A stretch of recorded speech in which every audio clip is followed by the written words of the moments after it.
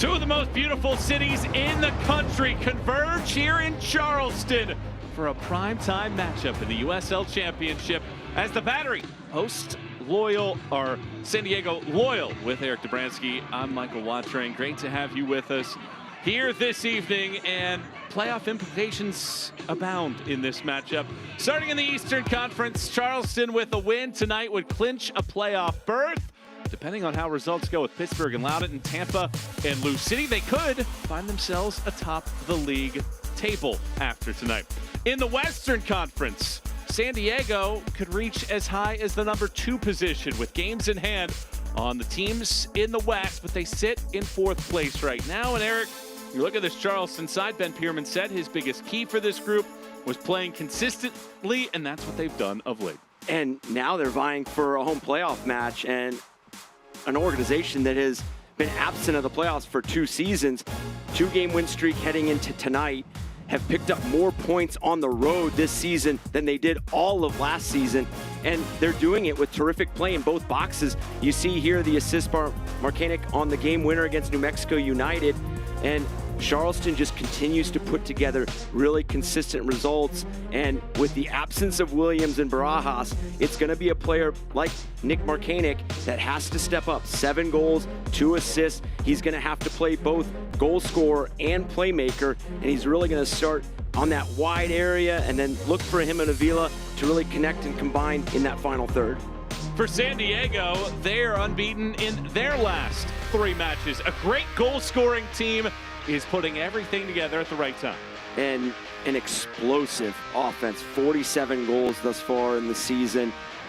Only 34 goals against, and put 3 on a really solid Birmingham Legion side at home with goals from Bodley, Moshaban, Martin. So it's really just the balance in which this team can play with. They're so progressive, so dynamic, and they're so embedded in their style of offensive play. Evan Conway has scored 5 goals in the last 11 matches. He's our player to watch for San Diego. Excellent in and around the box. He's just a true striker. His clever movement off the ball. He works on the blind side of those, blind side shoulder of those outside center backs. His ability to score in a variety of different ways, it continues to be dangerous for opponents. Which one of these teams extends their winning streak to 3? They share the points tonight. Charleston looks to clinch a playoff berth. San Diego looks to come cross-country and get a win. Kickoff is next.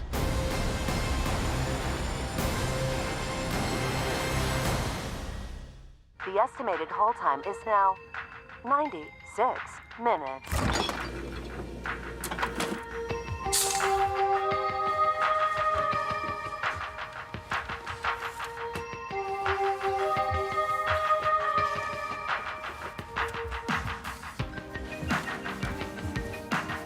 Sorry, are you still there? Yes. Okay, please hold.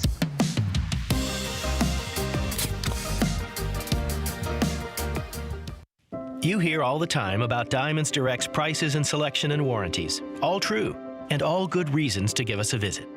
But what really sets Diamonds Direct apart is something that's hard to put into words. But you will feel it. You'll know it from the minute you walk in.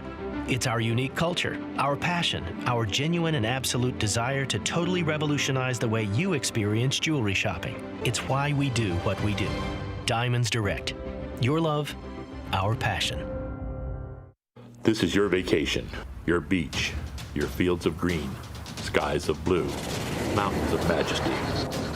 You're an athlete, you're obsessed, you're in love, you're in pain, spirit drained, in agony, fighting gravity, because you made a commitment to yourself and others to work on your game, build your frame in blazing heat, exhausted and beat, because when you refuse to yield, your spirit is revealed. You are an athlete. MUSC Health Sports Medicine.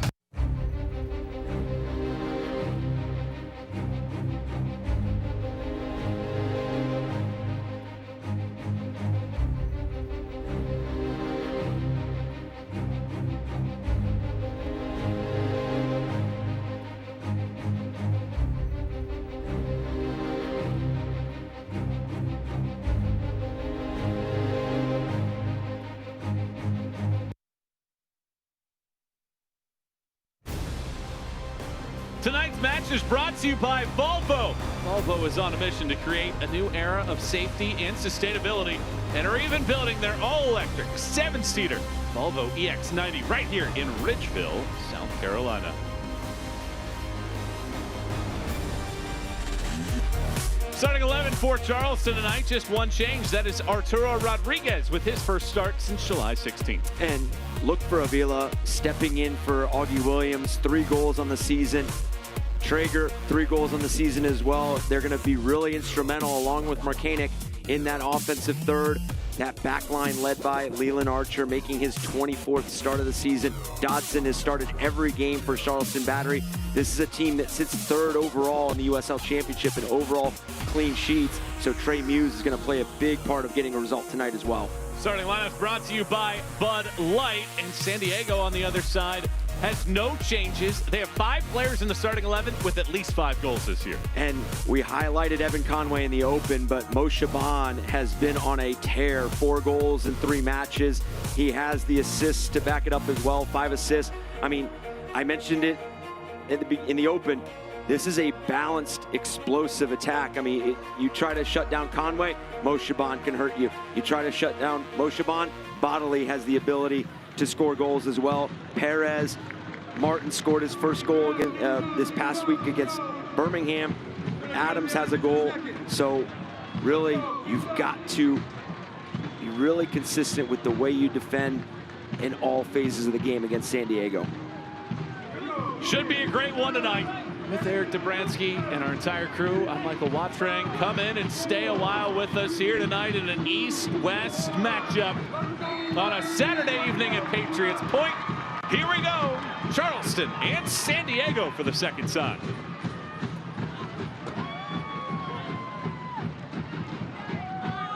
Very interested to see how this match turns out. Feels like one of those that very easily could have multiple goals for each side in this contest.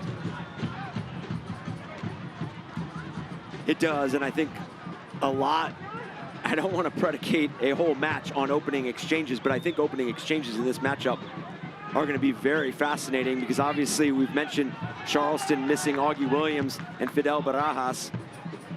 Ball looped through the middle. Conway making the run. This is what San Diego can do from the jump. And you just have such a progressive San Diego Loyal side that wants to play up-tempo. They want to play on the front foot.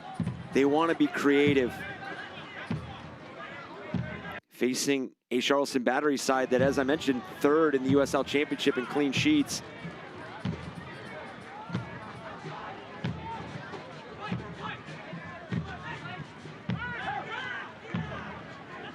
Battery in the black and yellows. And a foul whistled there. Charlie Adams steps in front of Avila.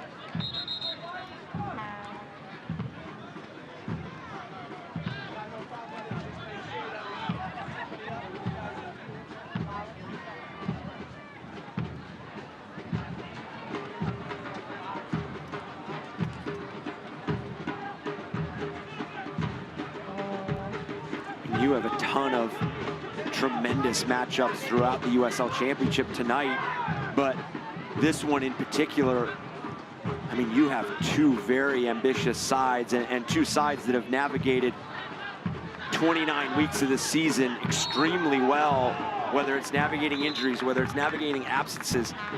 They've continued to get results, and it's 2 teams that are built around, I don't want to say different identities, but they have their identity and their structure and ask different questions of each other. And when you talk to Ben Pierman, it was more of how do you prepare for that style of play? And he talked about suffering. He talked about how do they want to make us suffer? How do we want to make them suffer? And when you have an identity and you have structure like both of these sides do, the non-negotiables are so loud and clear that you can find that consistency. And now for both sides, it's about peaking and playing your best come October and come playoff time. Well, when you talk about the journey for both of these teams, this was a Charleston team last year that was really at the bottom of the league much of the season. Hire a new coach in Ben Pierman, the USL Championship Coach of the Year last year with Memphis. He's talked about the rebuild that they have, but here they sit in 3rd place with about a month to go in the season. And even through all that, they've had a 7-0 loss on the ledger this year to San Antonio, 4-0 loss. They've had some inconsistent play, but they've started to alter things here since July. Yeah, and he was telling us a story about how he had never really asked the team about their team goals until really later on in the season, and mentioning that they were just about having good practices, about executing game plans, and just doing the little things right. He always wanted to be the hardest working side in each one of the matchups.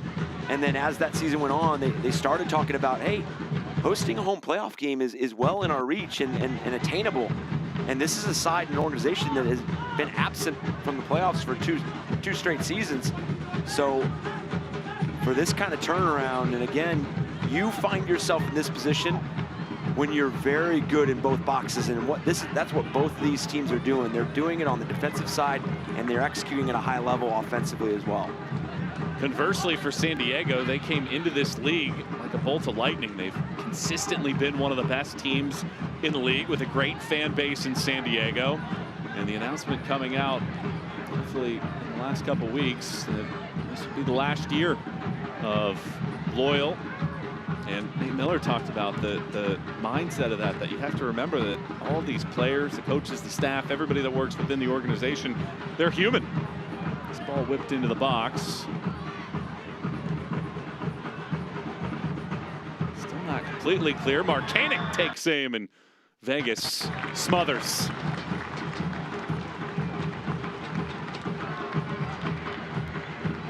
To your point, I mean, obviously disappointing news for such an incredible organization, for an incredible fan base, for the USL Championship to lose a side like San Diego Loyal.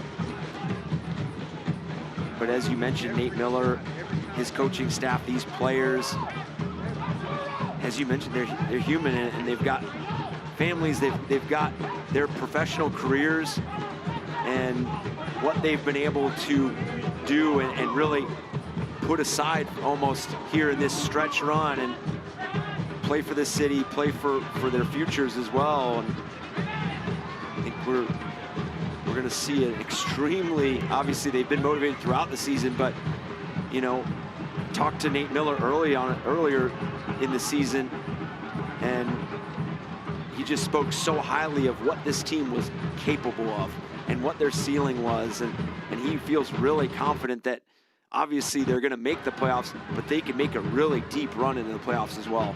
It certainly feels like there could be maybe a movie script out there if this team is able to accelerate towards the end of the season. And this match tonight very easily could be a preview of what we could see in the USL Championship final. Avila stumbles through. Elijah Martin, who has played more minutes than anybody in Loyal history, flies it forward.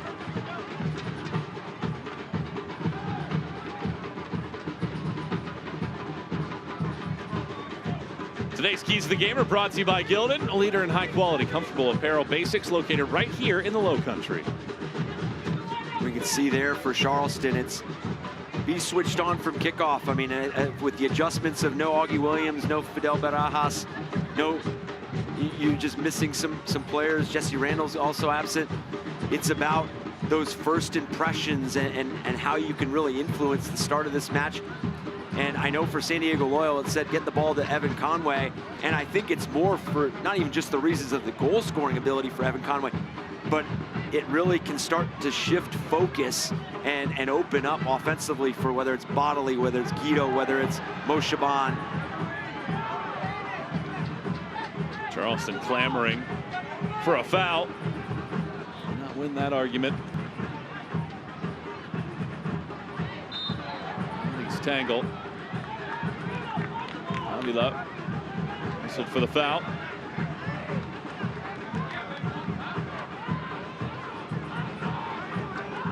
This is the first of 3 road games for San Diego Loyal. And they finish with a nice stretch at home. They do have an away game on October 4th at El Paso, and then finish up the regular season at Las Vegas.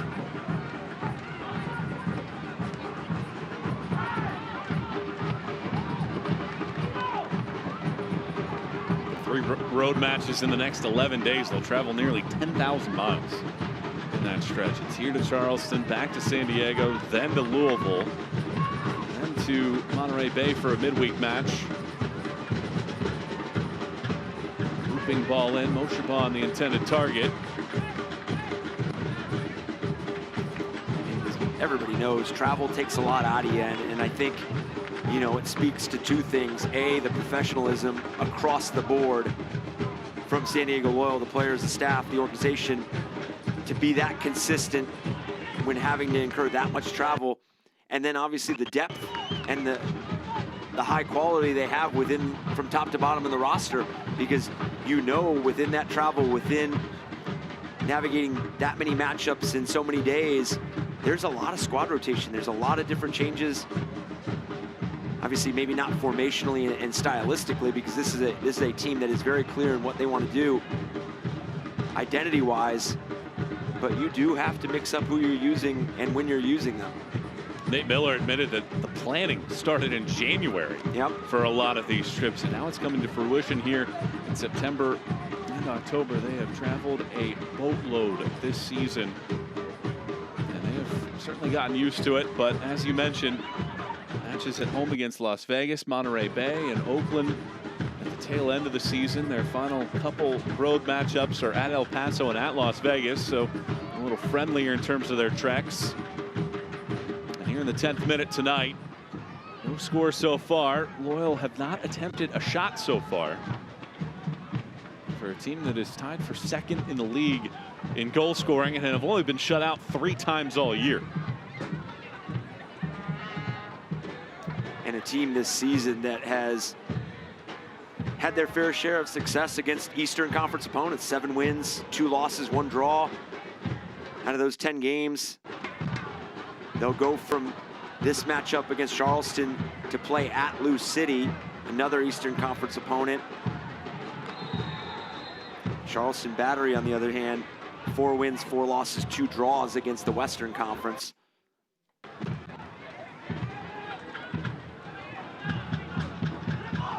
Their last Western Conference opponent will be El Paso. They'll be on the road for that matchup September 30th.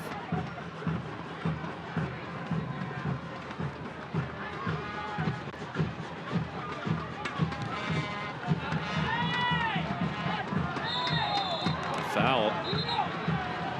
Or is it? The ball went out of play prior to that. It's like Mark Hanick. Guzman with a high boot.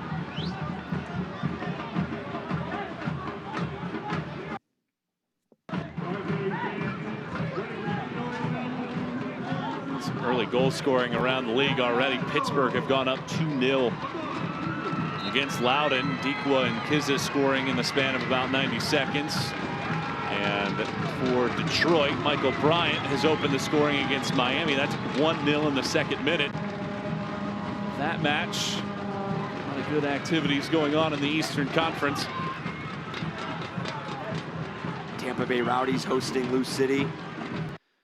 And that Detroit City FC and Miami FC game has huge playoff implications. Could be a 6-point swing if somebody picks up 3 points.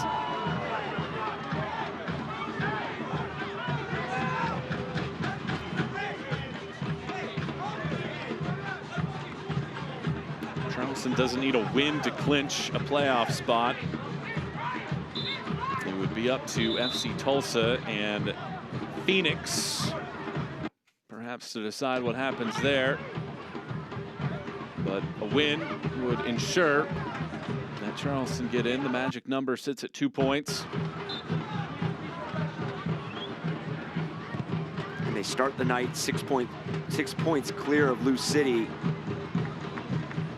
Again, the goal being, I mean, they only sit 4 points as of right now, with obviously Pittsburgh, the live standings, with Pittsburgh with the 2-0 lead over Loudoun, 4 points back of the top spot. But again, you finish the top 4, you host a home playoff game.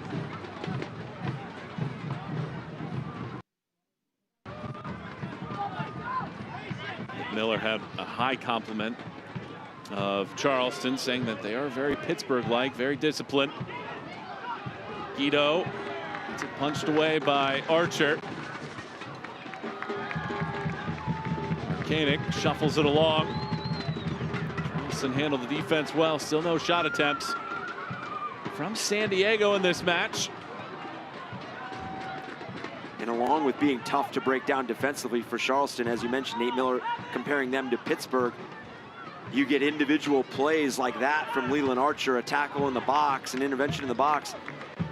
I mean, this is an experienced back line for Charleston, and obviously midfielders like Kaza in front, Booth making only his 3rd start of the season. Still the experience that he brings.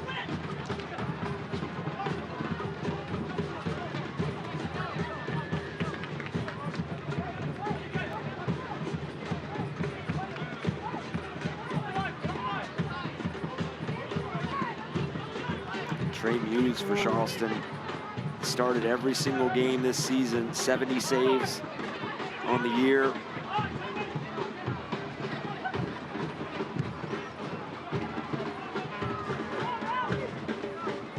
Somebody that Ben Pierman had in Memphis last year.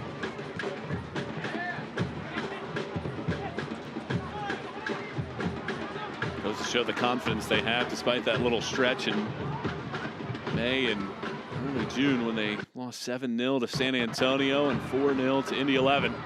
Battery back on the front foot, at least for a moment, but the defense for both sides, the back lines, have come out with strong performances early.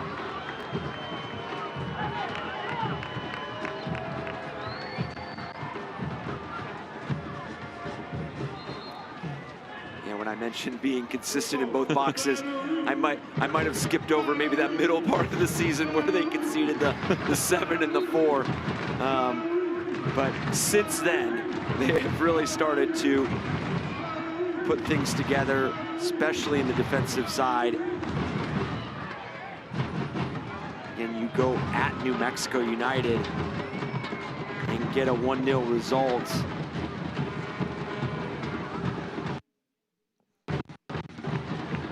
A late game winner by Augie Williams.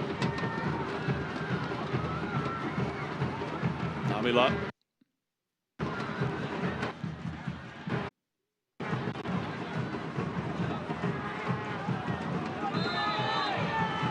Koenig is fouled, and here comes the set piece.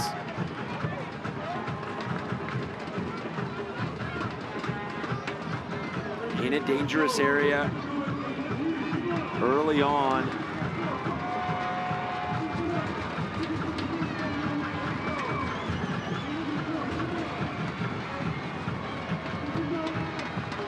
You see a lot of teams, you really want to put it in that area where the penalty kick spot is, whether it's an in-swinger or an out-swinger. Curling ball in, controlled easily by Koke Vegas.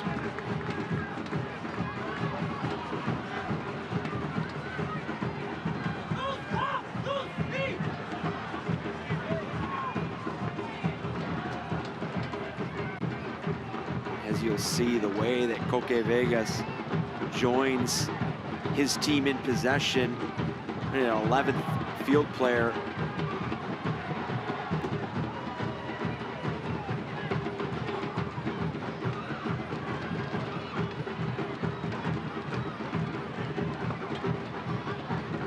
A very good start for Charleston. On the home bench, looking to clinch a playoff berth for the first time since 2020. Had his hand raised, no pass entered. San Diego tight with its back line.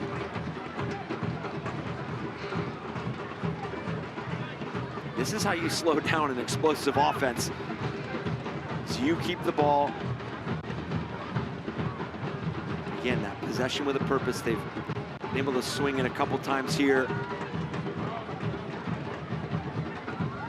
Now Dotson with his hands up, wanting to swing it one more time. Now to the back post, Mark Koenig just misses his opportunity. Good work by Vegas to cover it on that corner. Really showcasing the patience that Charleston has in possession.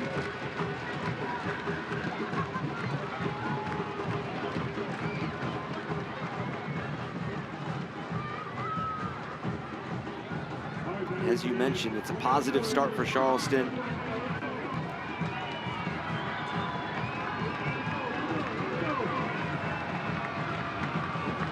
Koenig takes the corner, ends it towards the back post, headed high. Header was won inside of the 18. Several Charleston bodies crashing. This was Leland Archer's chance. This is the second header won on a second service in consecutive plays. Obviously, the first one coming from Markanik that was eventually played out to earn the corner kick. And then, as you mentioned, Leland Archer able to climb above the defenders there in the 6-yard box and just putting it over the bar.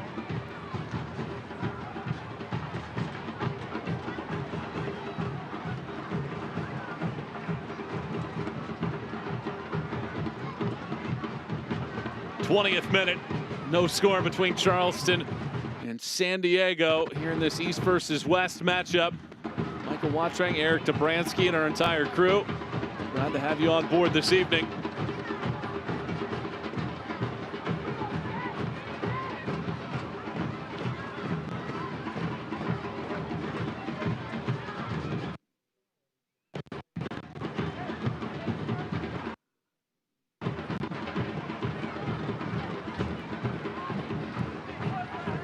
Bending ball that won't reach anybody, goes out.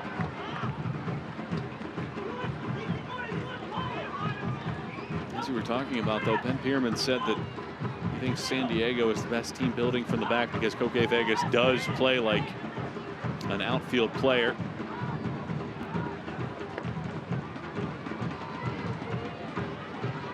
And when you have a team like San Diego, defensively for Charleston, it's about trying to eliminate some of those numerical advantages that they create and overloads they create in certain areas, as you see in the buildup in this sequence.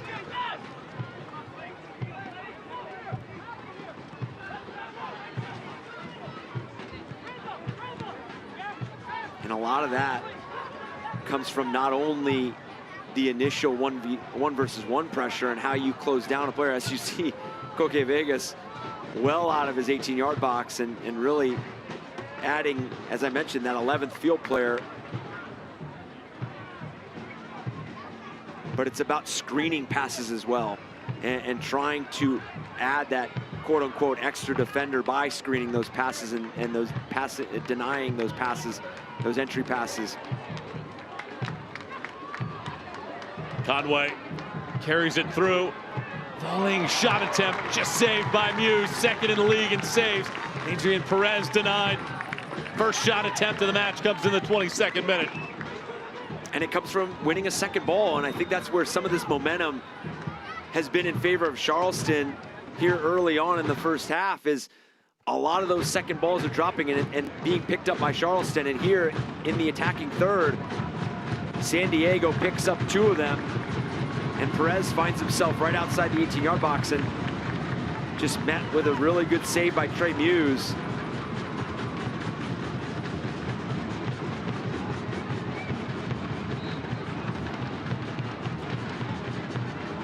Last season, these teams met in San Diego on April 9th. There was a 4-1 San Diego win, despite the fact that Charleston had more shots in the match. Vassell begged the brace in that matchup. You have to be impressed, though, by what Charleston has done through the first 20-plus minutes to quiet the second best attacking team in the league.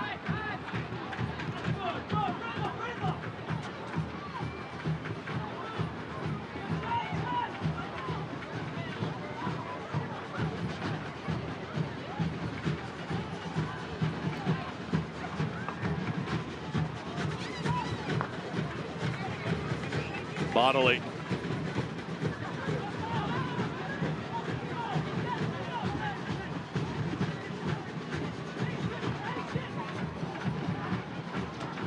And this is a tempo that Charleston is okay with. They'll let the ball be right in front of them.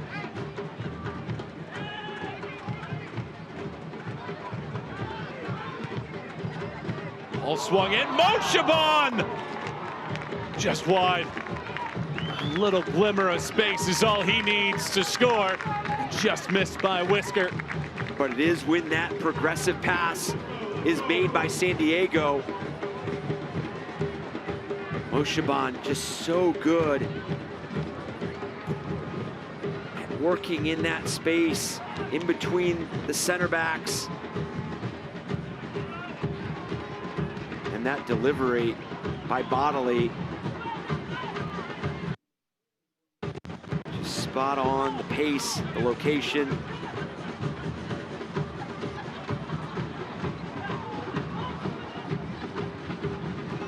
The improvement for Charleston shown over the last 11 matches. Just once they've given up multiple goals. 2-0 loss to a red-hot Orange County. Just 8 total goals in their last 11. They have shown that improvement. But Ben Pierman said they basically grouped it after the Indy 11 match that this was going to be a playoff window to the end of the season. So you might have more 1-0 finishes because that's what playoff soccer is going to look like in the USL Championship. And his team has performed well. And obviously these matchups, these East versus West matchups happen throughout the season. But when you get to this point in the season where it's this late, Charleston has 5 games remaining after this, San Diego Loyal have 7, it becomes fascinating because you're preparing for teams that you're not seeing really, not necessarily on a daily basis, but on a weekly basis, because the East for Charleston, as you prep for opponents, as you get ready, you're seeing the same teams. And although you play them home and away, you're seeing them week in and week out. And then you play a team like San Diego just this once. It's preparing for almost like a cup game. You've got one shot at it. And especially, as we mentioned, you've navigated the 29 weeks thus far. It's about picking up narrowing the focus, picking up the 3 points, playing with as much momentum as you can heading into playoff time, but also preparing for an opponent that just asks a lot of different questions than what you might see throughout the Eastern Conference or the Western Conference. Nate Miller said there is a clear difference in styles between the two conferences, but believes that when you play the East, it shows some things where maybe you need to work on, because like you said, sometimes you get lulled into playing the same type of style, the same type of teams week over week. So when you see a different type of look, it gives you those areas where perhaps you need to tweak to ensure that come playoff time, you're ready for different matchups, because it might not always be in San Diego's case a 3-goal type of matchup. Can you win those 1-0 contests? Yeah, absolutely. And this game, and everybody will tell you, this game is about problem solving, and it's about problem solving within the flow of the game. And the more you get to see different challenges and have to navigate those challenges, you learn to problem solve them a little quicker and a little easier. And this will suit both of these sides as they both are ambitious to make deep playoff runs.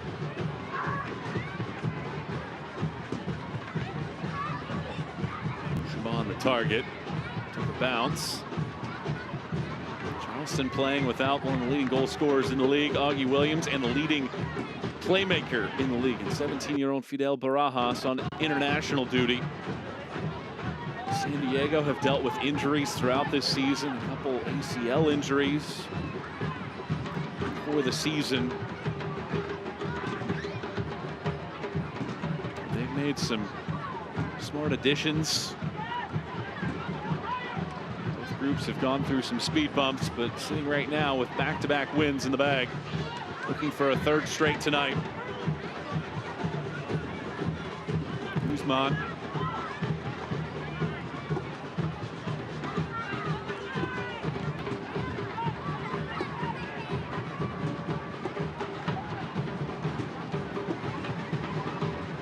Jesse Randall for Charleston out.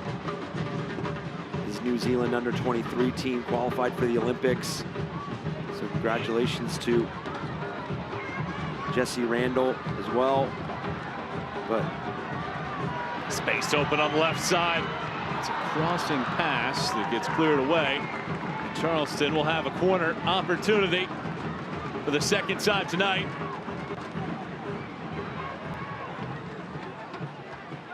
Driving here into space. Anytime you have the opponent facing their own goal, going backwards, it's really dangerous. And see Guzman not taking any risks, playing it out for corner. That target is most likely going to be their captain, Leland Archer. As he got on the end of the last corner kick. See him matched up with Evan Conway here.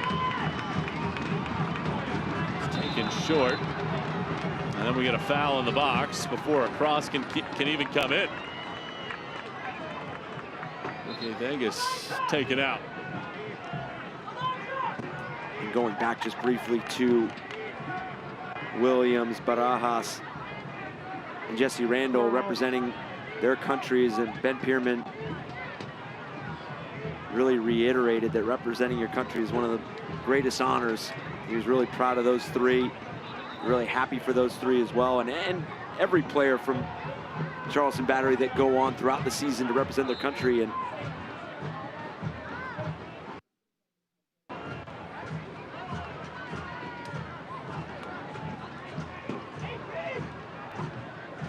almost a third of the way home in this one. Charleston lead San Diego 1-0. Battery 3 shots, Loyal 2, each with the shot on target in the first half hour of this match. Charleston can clinch a playoff berth with a win.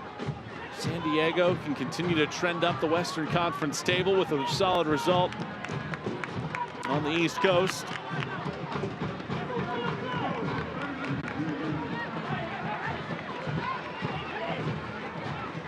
Eric Dobransky, I'm Michael Watrang.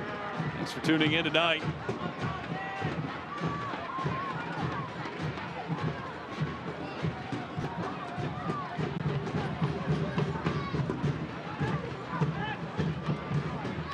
Dotson.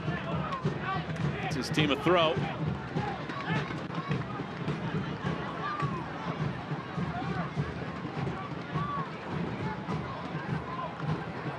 Battery matches are the perfect place to make lifelong memories with your friends and family. Your group of 10 or more can enjoy discounted tickets, exclusive on-field experiences, and private hospitality areas. To catch the match, visit charlestonbattery.com to learn more and plan a memorable night at Patriots Point.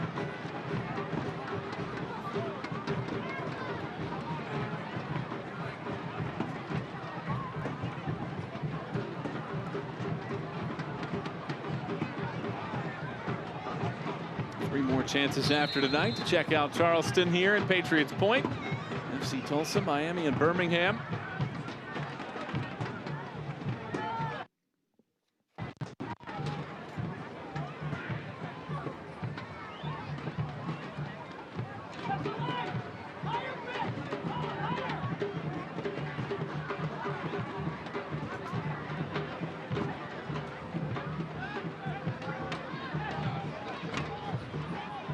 all three of those sides, in Tulsa, Birmingham, and Miami, are going to be playing some desperate football at that point. We see Miami trailing Detroit City right now. Both Miami and FC Tulsa on the outside looking in right now, and Birmingham sitting in the 7th spot. So those three are going to be playing extremely meaningful games.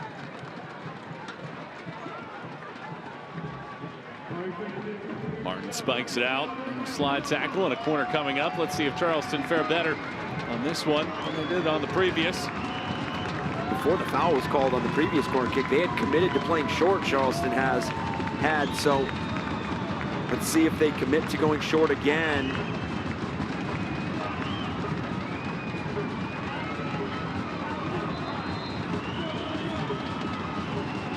Emilio Icaza, he has to take this corner.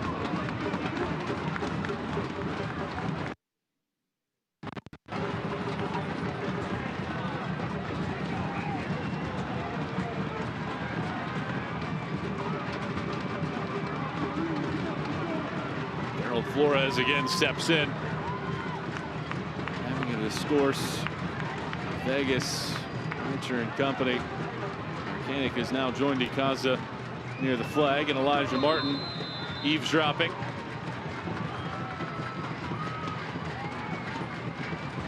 Ikaza twists it. Vegas has to punch it away. Alert play there by the keeper. Sometimes you don't expect the ball to come at you. And that was quite acrobatic from Koke Vegas for that punch out. That ball was coming with all sorts of shape towards frame, and see if he goes with the similar type of in-swinger here.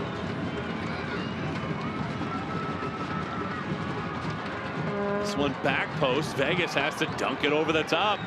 Corner kick's going to come from the opposite side this time.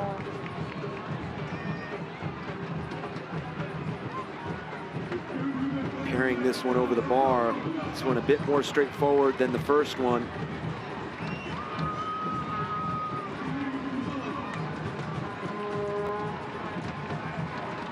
Looks like Marcanic is going to take this one. Ikaza is going to be joined by Martin. And now this bending ball loops in. Ikaza and Martin hustling after it. No foul.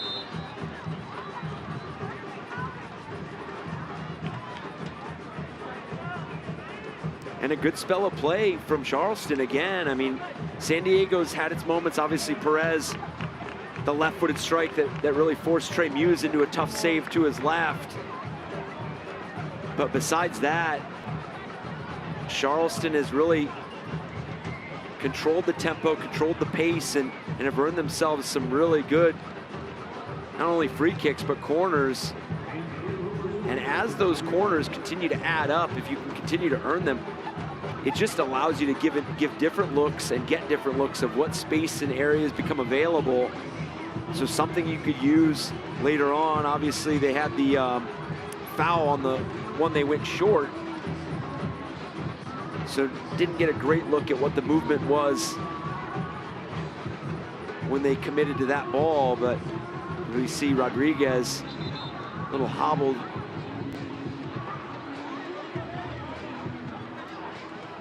Rodriguez is going to have to come out. Missed a chunk of time, making his first start tonight in nearly 2 months. It's going to be Pierre Reedy. Step onto the pitch, the Penn State product in his first season with the Battery.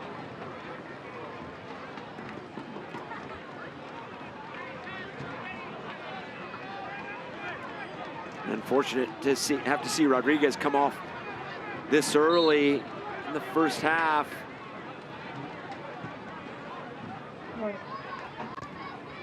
Reedy having to step in, and it's really been the pressure and the shape of this midfield for Charleston that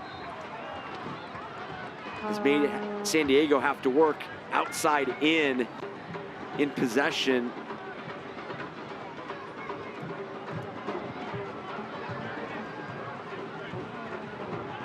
Ben Pierman, you have to be pleased by the performance so far, limiting the second best scoring team in the league to just 2 shots so far. Nearing the end of the first half, this is what Charleston has come to expect this year. They have no first half goals in 16 of 28 matches this year, 3rd most in the USL Championship. They've gotten stronger as the game has gone along.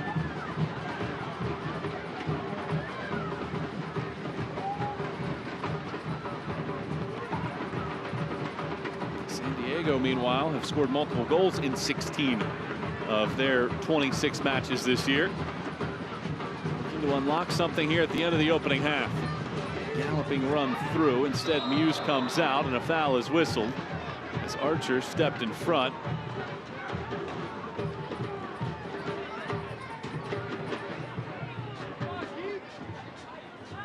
Evan Conway was making the run.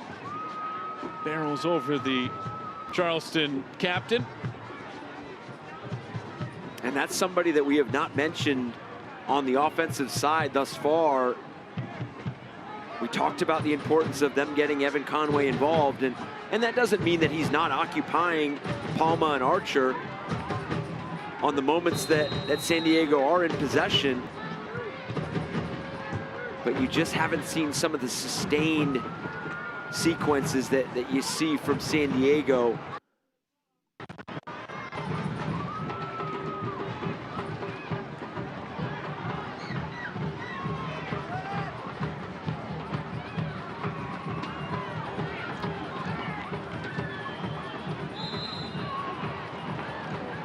Whistle and a foul back behind the play on Charleston.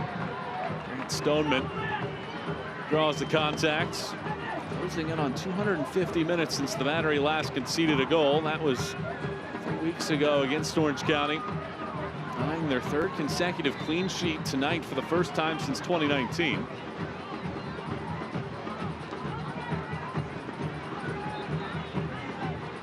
Roughly 5 minutes plus some stoppage time here in the first half to go. What we expected to be maybe a bit of a fireworks show at time, but it's had very much a playoff feel between two sides closing in on locking in playoff berths and eyeing a top 4 spot in their respective conferences.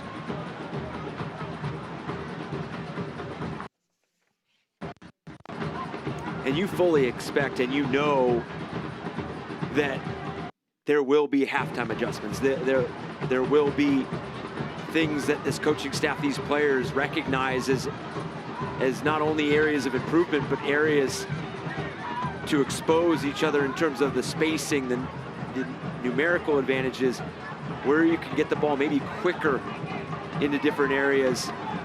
And that's where matchups like this, when you're playing these one-off games against a Western Conference opponent or Eastern Conference opponent, that halftime becomes so intriguing, and those adjustments.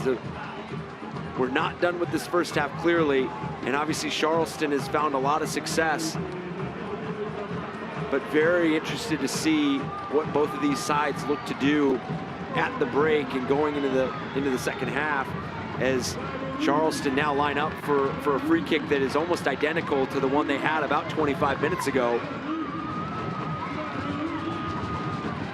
They do better this time. Vegas caught the first cross cleanly. Arcanic juggles and ends up working out for the Battery. Moshaban gets a second crack at it.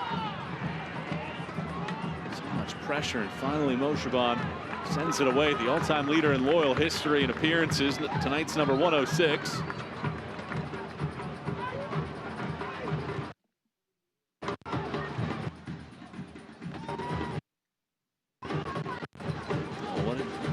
Said he said set pieces would be critical.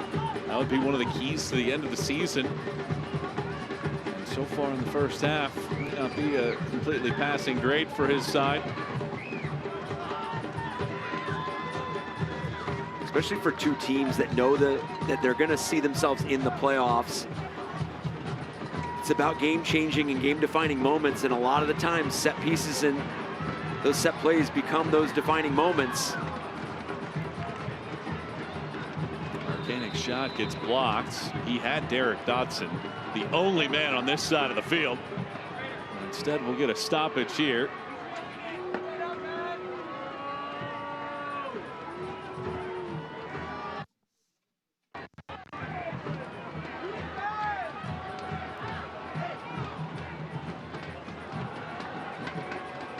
Carlos Guzman sacrificing his body, and it's been a great career for Guzman. Spent the first 11 years of his pro career in Mexico, and in 2011 he won the FIFA U17 World Cup with Mexico, in Mexico, starting all 6 matches.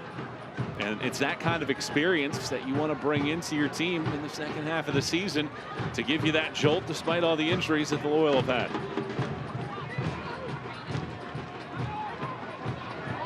Avila, great turn. Second defender helps out. Very little possession for San Diego in the attacking third in this first half. 2 more minutes plus stoppage time to go. Charleston, San Diego scoreless as they square off for the second time. Michael Featuring Eric Dobransky and our entire crew watching this match with you on this Saturday evening.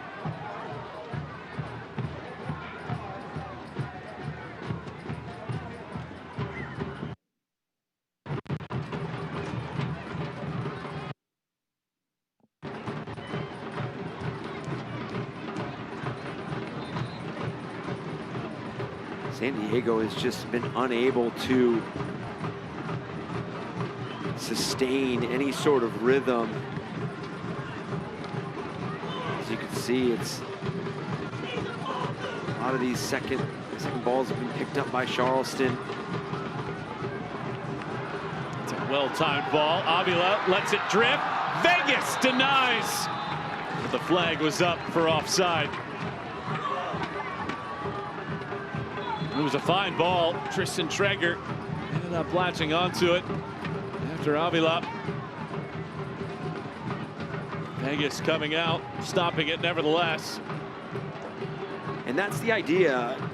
A turnover by San Diego. You win the ball at midfield. Why not take a look upfield and see what you have centrally? Obviously, the run began too early, called offsides, but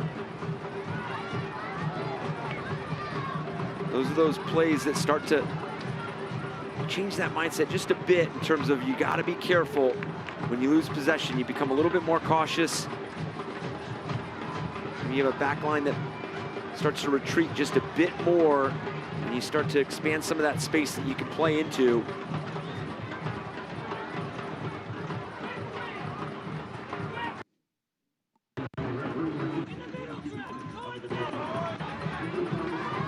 Extra time is brought to you by MUSC Health Sports Medicine. 2 minutes of stoppage time here in the first half.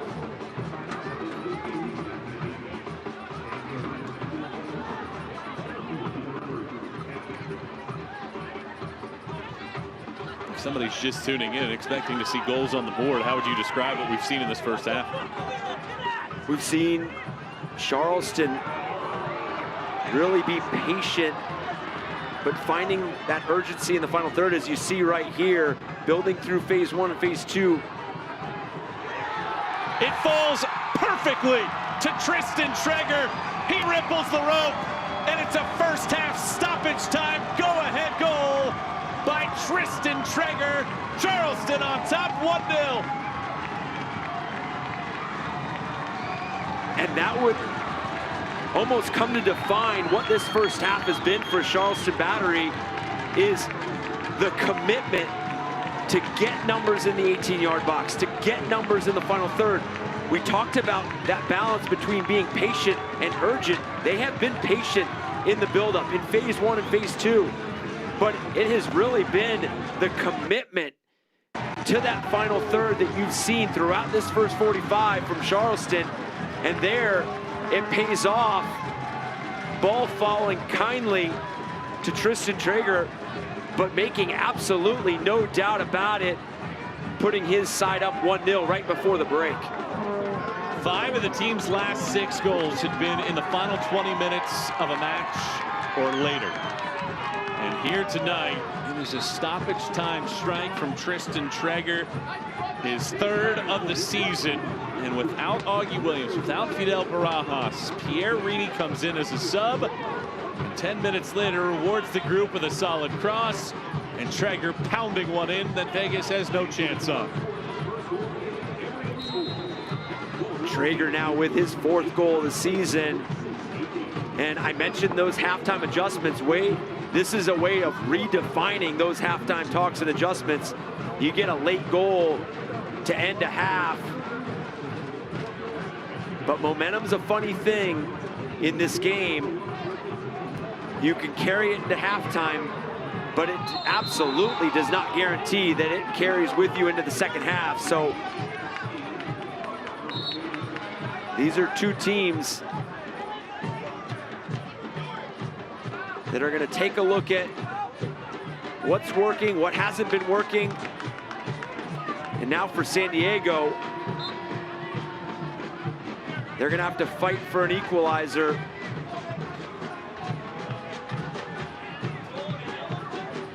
Emilio Caza It's a yellow card. Yellow card is brought to you by Spink's convenience stores located across South Carolina.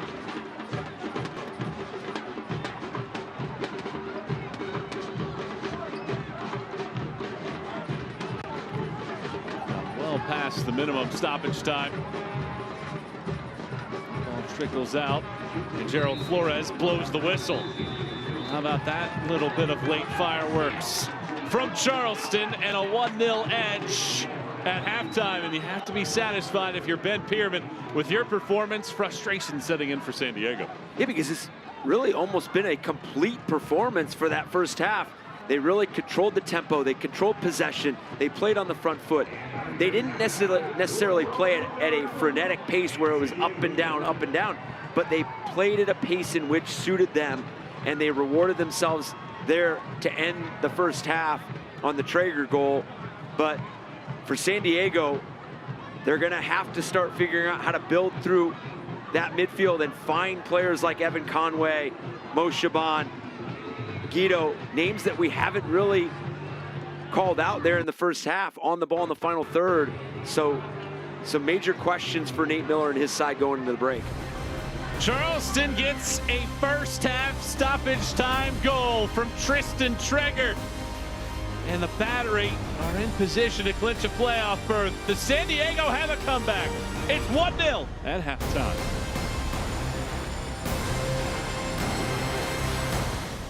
There's a brand new morning, rising clear and sweet and free. There's a new day dawning that belongs to you and me.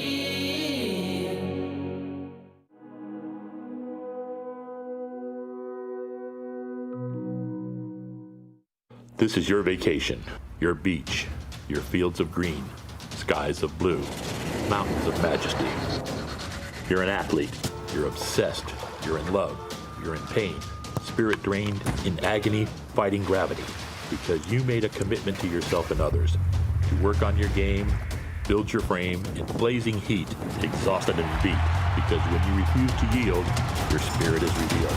You are an athlete. MUSC Health Sports Medicine. This is no sleepy-headed, moving in reverse kind of state. We're home to barrier-breaking humans who took $7 billion and invested it in microchips, potato chips, nope, education.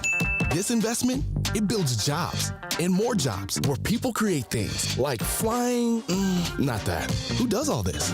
Forward-thinking pilgrims of change, like you. South Carolina. Now that's smart.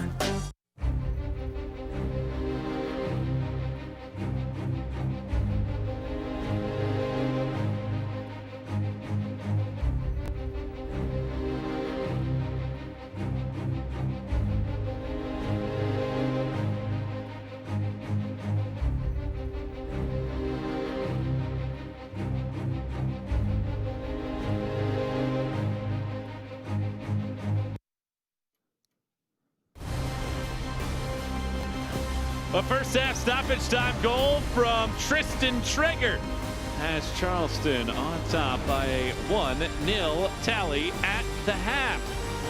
Closing in on the playoffs in the USL Championship. What's happened in the last week? Let's catch you up on that.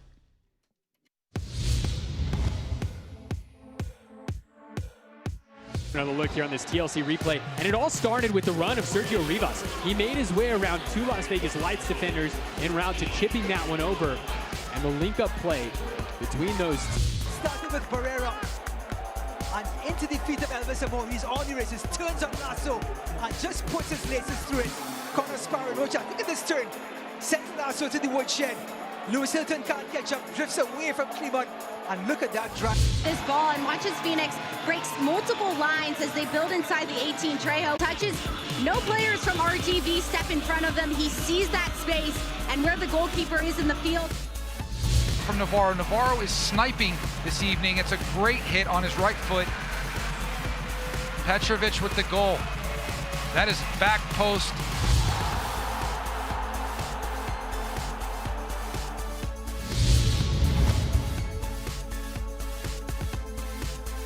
Ooh, that is one of the dirtiest goals you will see this season. And Nico Brett, fantastic execution, and Kuzminski had no chance. His first goal, Danny Trejo just splits the seas, plays off the shoulder between Yuma and McHugh. Danny Trejo, 3-0, Phoenix Rising.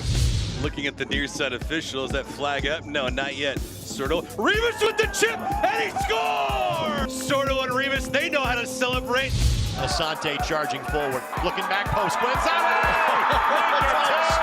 Solomon Asante gets his 50th assist in the USL Championship. Into the box. Back to Boone up top, and a good save there from Jordan Farr. One heck of a save.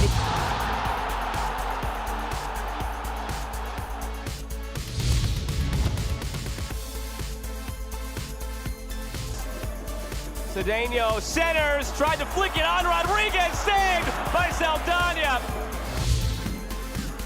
Pinzon deflecting, and Rios Novo got a hand to it. That's to the back post. There's another header, and it's saved. This crank for a long way out. Oluwaseyi trying to get there. Nelson maintained it, and he holds on. Goes topic. I mean, yeah, this time today we're gonna go topics. Roll it down. I am. You don't need a car to listen to Sirius XM. You can listen anywhere. You know that, right? What? Kevin Hart's Laugh Out Loud Radio. Kevin, you could use your phone. What? What? Alexa, play Kevin Hart's Laugh Out Loud Radio on Sirius XM. What? This is how I know you're getting old. I guess that was it. What?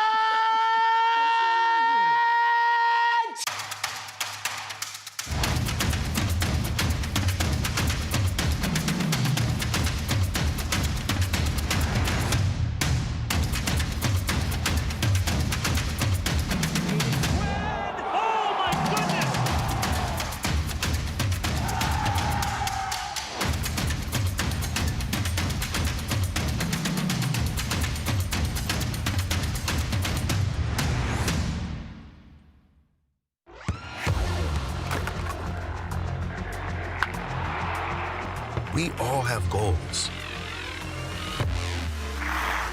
But let's be honest, most of us aren't going to be professional athletes. But if your goal is to finish your degree, we can help. Come to a university that puts your goals first. Bellevue University, your partner in finishing goals.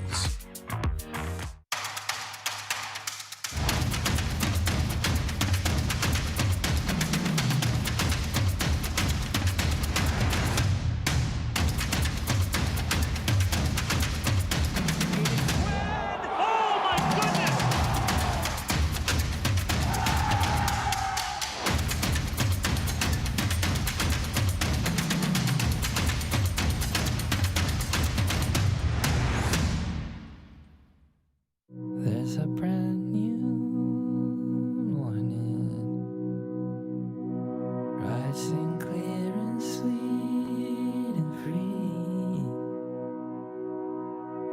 There's a new day dawning that belongs to you and me.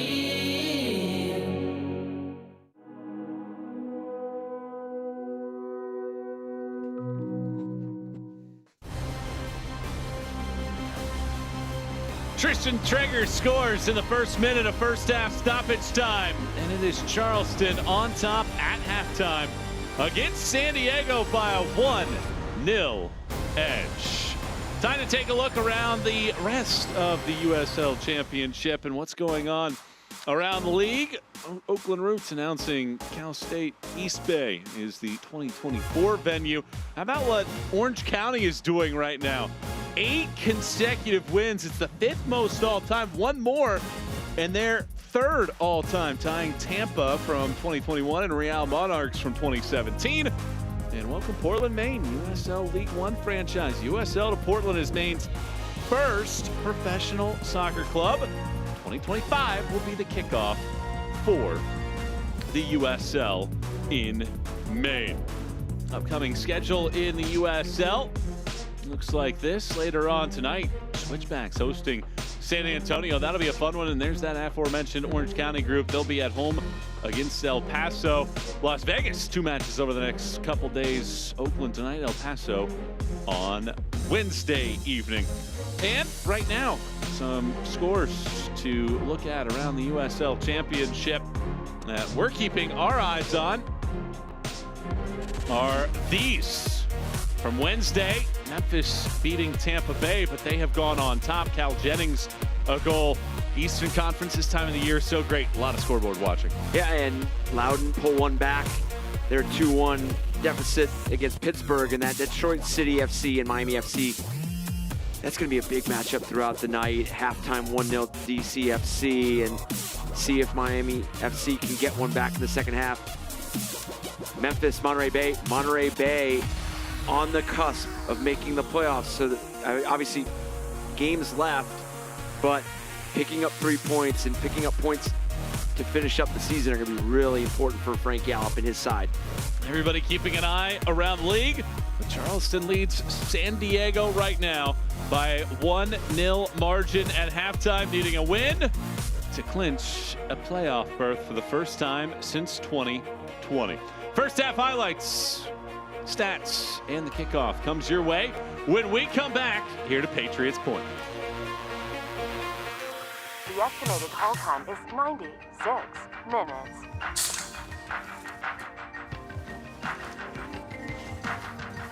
Sorry, are you still there? Yes. Okay, please hold.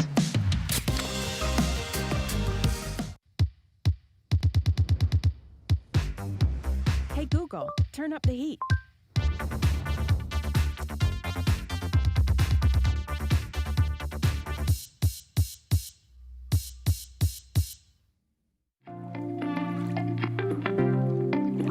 Charleston is located in the low country of South Carolina.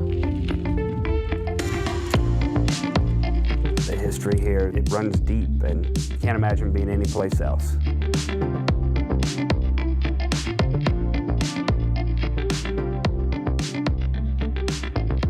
This place is magical.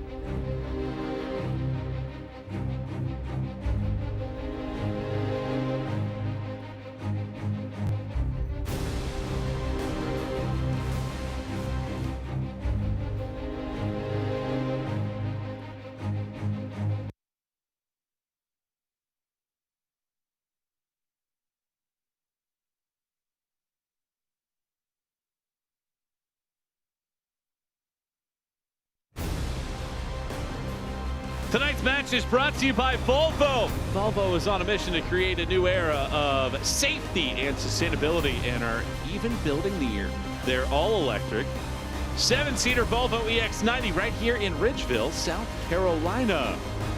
Back with Eric Dobransky, Michael Wattrang as we take a look at the first half highlights from this match. San Diego didn't get their first shot attempt until the 22nd minute, but this was a great chance off of a corner for Charleston. Yep, Leland Archer finding the end of this service, and this really became to define that first 45 for Charleston, doing it in multiple phases. They did it in possession. They tried to find some counter-attacking opportunities, and then on set pieces as well.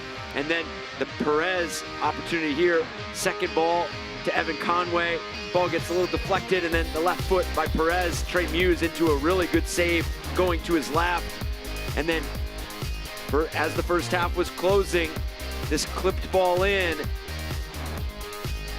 unable to clear for San Diego, and Tristan Traeger right there to capitalize the left-footed finish. Not much Coque Vegas could have done about this.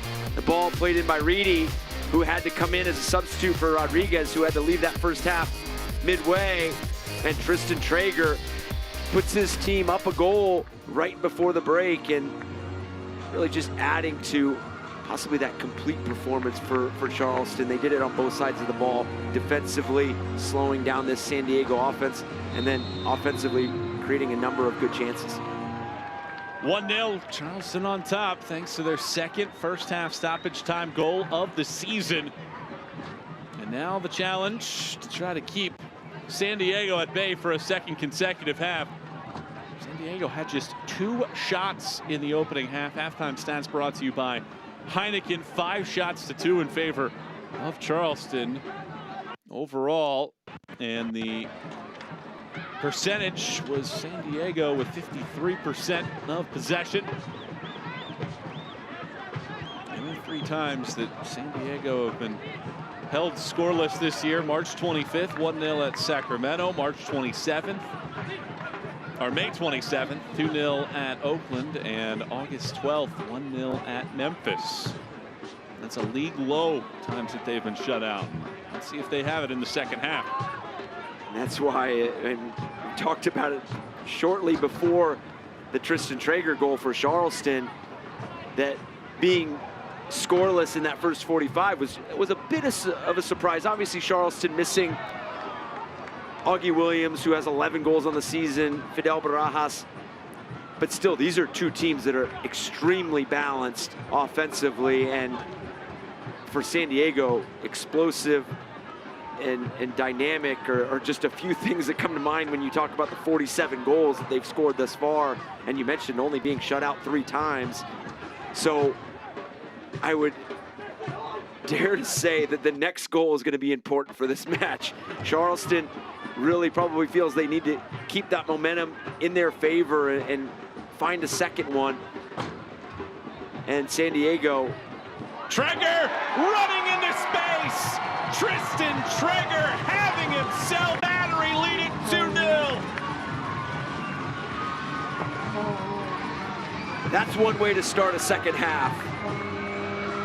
Really, the same tempo that you saw in the first, the ability to swing the ball from side to side, and that delivery from really that right half space, and the timing of that run by Tristan Traeger, and obviously the delivery has a lot to do with it, but disguising that run, working off the blind shoulder of the San Diego Loyal defenders, and then having the quality to put that past Coque Vegas. As you mentioned, Tristan Traeger having himself a night, and interrupting what I was about to say about San Diego not only having to find a goal, but having to keep Charleston off the board, and from finding that second goal. And 3 minutes in, Charleston's found that second to really make this even more difficult for San Diego. Battery goal with a sparkling finish, brought to you by Diamonds Direct. And 2 goals spanning just a few minutes of game action for Tristan Traeger. Leland Archer gets the assist. He's almost going to say, if we would have had more time in the first half, I could have added a second one, but he just needed a few minutes into the second half to get his team back on the board. And it's the delivery from that half space that has been really key. I know that first goal for Tristan Traeger, a bit of a miscommunication on the clearance from San Diego, but you still have to be there to finish, and you have to take your chances. And then that second one, not only the delivery, but the timing of the run, and then the finish.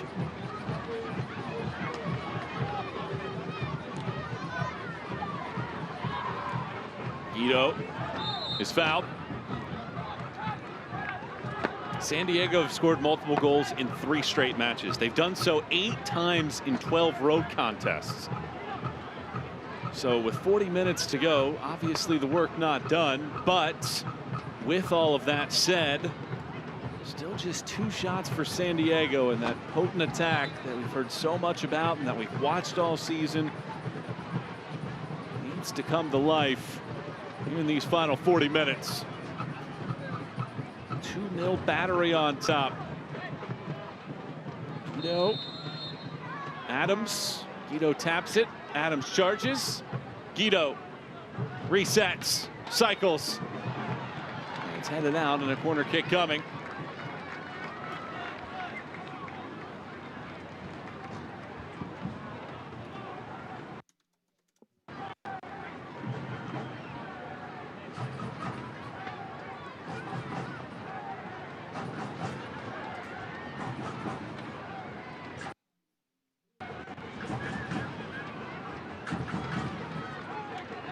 Adams used the left foot this time.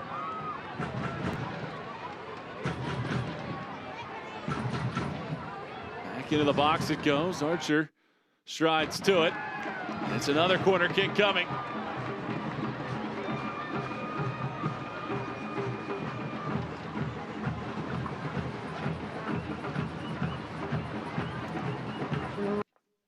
Guido will take this corner kick.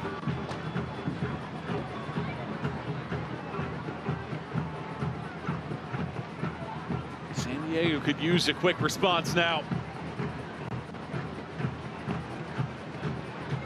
Guido circles.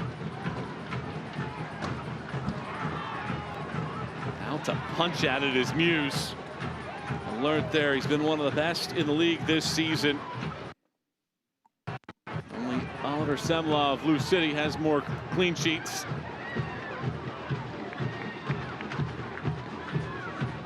And you mentioned the response that San Diego's looking for, and it's well documented and always said that 2-0 leads in football are some of the toughest leads to sustain, just because of sometimes you get a bit too casual with the balance of attacking and defending, and sometimes the commitment level to getting numbers forward, and those attacks that Charleston has really been. Reedy, speculative shot, wide. The attacks that they've been really terrific at throughout this evening, you kind of question yourself, should I go forward right now? Should I leave myself maybe susceptible to a counter, a transition moment that gets them back in the game? And then you tend to start to slip into playing on the back foot. So that's something that Charleston, we talk about both these teams going to be in the playoffs. Those are things that you're going to have to navigate in the playoffs, those goal up, goal down situations, multiple goals up, multiple goals down.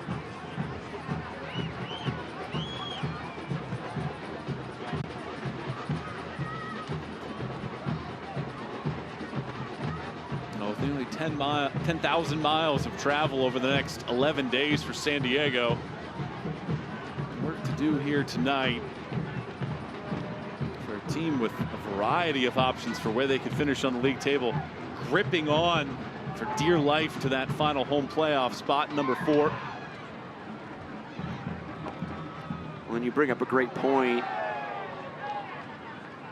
for a team that has gone through as much travel as San Diego and Nate Miller's side, I mean, that home playoff game, I mean, not even just from the travel aspect, but the organization aspect as well. Hosting a first-round playoff game would be huge, but just going back to the travel that they've endured throughout this regular season, and this being the first of 3 straight away games, and the travel you just mentioned in the amount of days,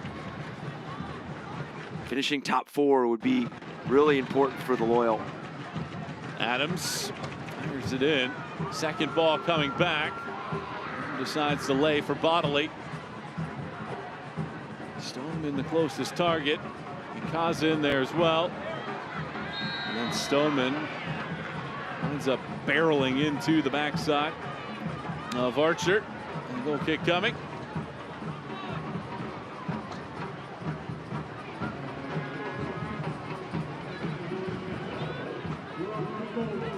stands now, Charleston have leapfrogged Tampa into number 2 on the league table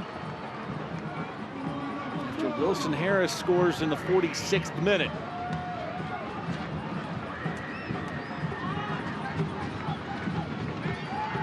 And if this result stands, that Phoenix-Tulsa game that just kicked off has implications for San Diego Loyal. And I understand there is games to be played. There's still quite a few, but every game is you could put yourself in different scenarios, and for a team, I don't want to keep harping on the travel, but you don't want to have to find yourself chasing points in those last handful of games.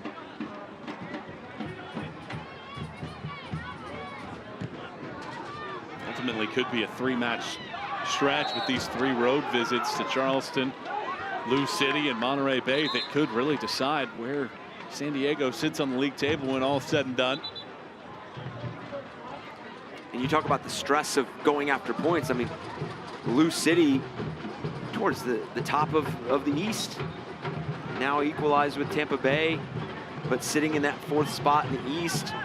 And then Monterey Bay, they're going to be battling to make the playoffs. Up 1-0 on Memphis now.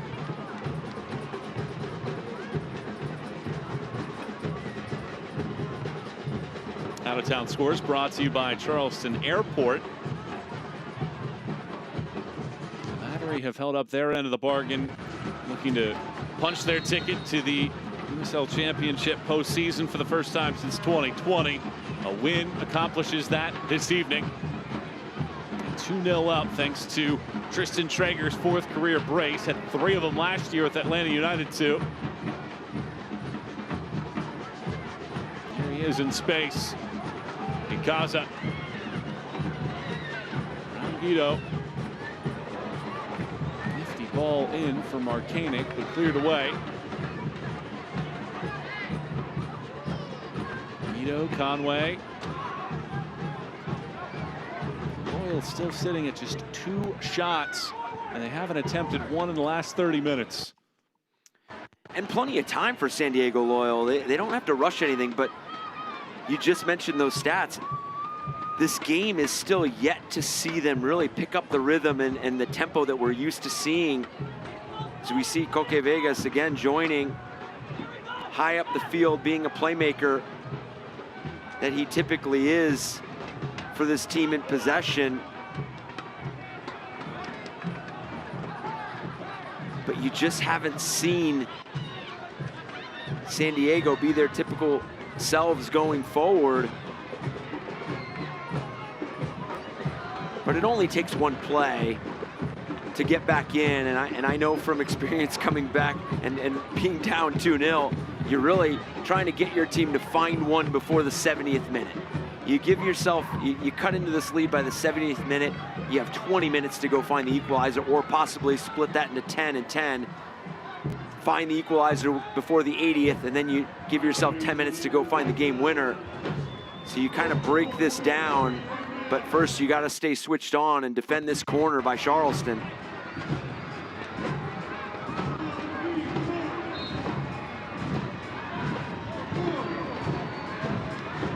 Corner kick from Ikaza. Despite some contact in the box. Another ball coming in, and that ball hovering out. San Diego will make a couple changes. It's going to be Renato Damas coming in for Blake Bodley, and Joe Corona replaces Colin Martin. Damas has been a streaky goal scorer. He has experience in the postseason, the 2021 USL Cup final MVP with Orange County.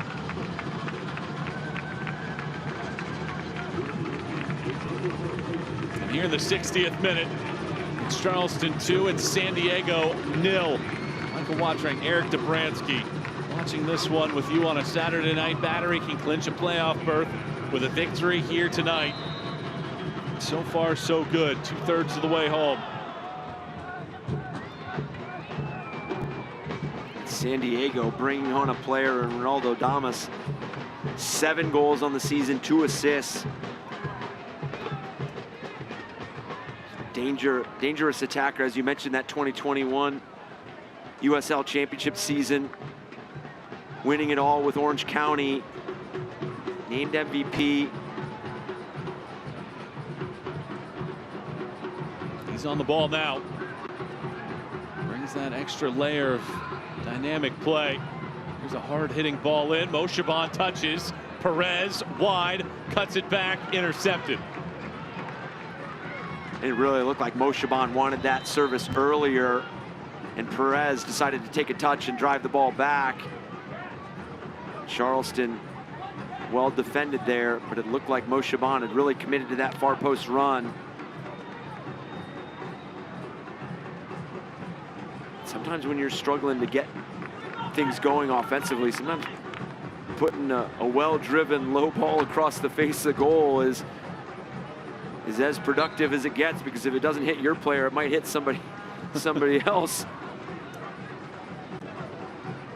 Arcing throw goes into the 18. Shaban tried to turn, instead Traeger.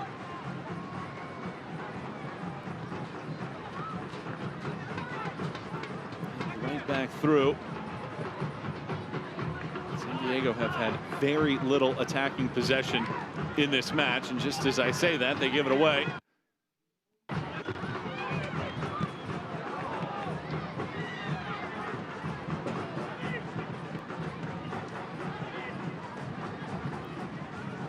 And it's not only been the giveaways, but it's been the lack of their ability to win possession higher up the field. And you see it this last few minutes, the sequences, they're challenging a lot of those first balls, which is now translating them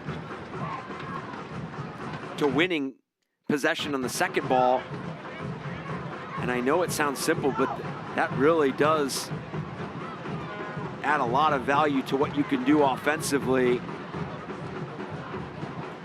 And we've seen it from Charleston. They've been able to pick up the ball 50, 60 yards away from goal. And they've been able to create, and they've been able to swing the ball from side to side.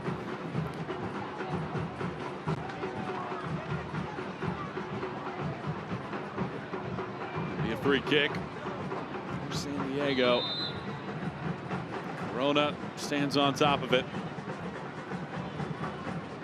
Instead, it is Adams curling it. Hauled in easily by Trey Muse.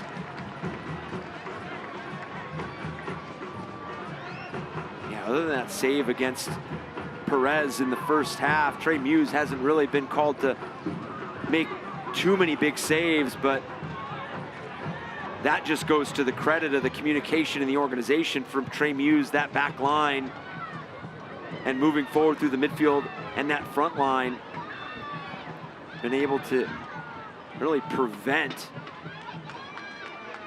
any of those dangerous opportunities from San Diego Loyal.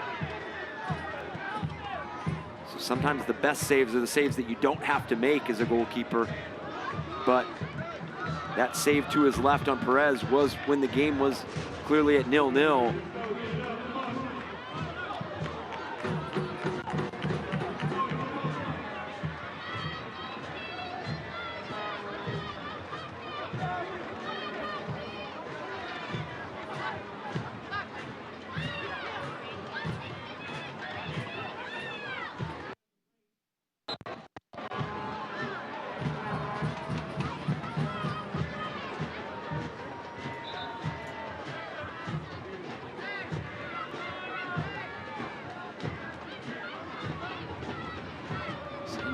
Continue to be stuck on just 2 shot attempts in this match. Their season low, officially 3, but they put 2 past Orange County in a 2-1 win. They've only been limited to single-digit shot attempts 4 times this year. 25 minutes plus stoppage time to go. Challenge continues for the Loyal. Just needing that one to crawl back into this and give them that confidence. is whistled. The Battery are back at Patriots Point on Saturday, September 23rd against FC Tulsa. Tickets are available now via SeatGeek, the Battery's exclusive ticketing provider. Get your tickets now and save up to $10 per seat. When you buy in advance, head to tickets.charlestonbattery.com today.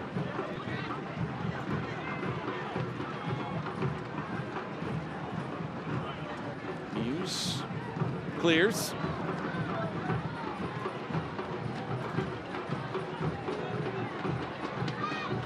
Avila does well to make this turn.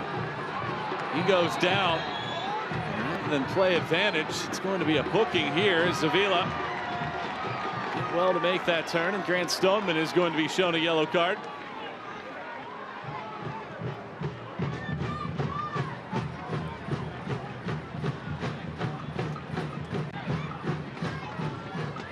Looks like Tristan Traeger is down in the background. As we take a look at this foul that earns Stoneman a yellow card. Really riding Avila into the ground there. Yellow card brought to you by Spink's Convenience Stores located across South Carolina.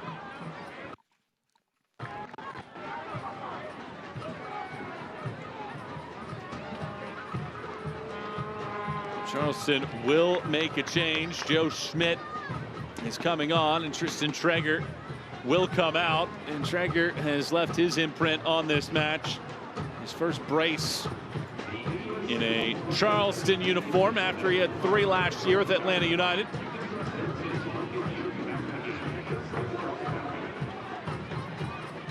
Schmidt, the 24-year-old, grew up in Ohio, played in Indiana for college. In his second professional year. And you just hope that it's something minor for Tristan Traeger, that he's just coming off more for precaution than anything that's going to keep him out longer than this second half. And what a night he's had. And as you mentioned, defining this game in just a few minutes. Towards the end of that first half and then the beginning of the second half, he's flipped this match on its head. Helped his team be up 2-0.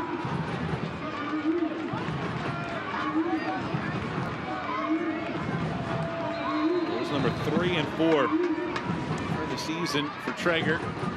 Free kick going towards the back post. It's headed down by Booth. He was the last man to touch it. Goal kick coming. And now can San Diego get that offense to get kick-started. Charleston unbeatable this season when scoring first. 10 wins, 2 draws. And trying to make it 11 victories here tonight. Traeger scoring in the first minute of first half stoppage time, and then in the second minute of the second half. Avila turns. Defensive work by Michael Shikala. In Israel prior to signing with San Diego on July 25th. Moshaban in possession for just a moment.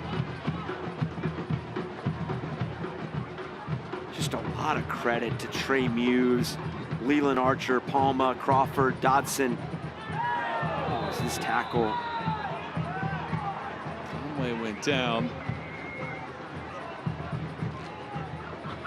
Have done a terrific job of keeping players like Evan Conway, Moshaban, Guido, Perez off the ball in dangerous areas.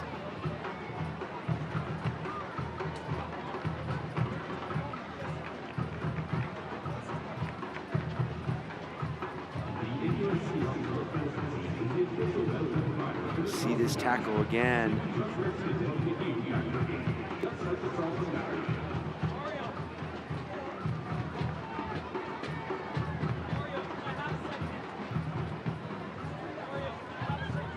You're not talking about one-dimensional attackers for San Diego. You're talking about attackers that have a lot of different tools in their toolbox in terms of the way they can break down back lines, the way they ask different questions, the runs, the creativity on the ball. So it's not just being switched on momentarily and in specific situations, it's staying switched on in every phase of play as we see this free kick now set up for San Diego.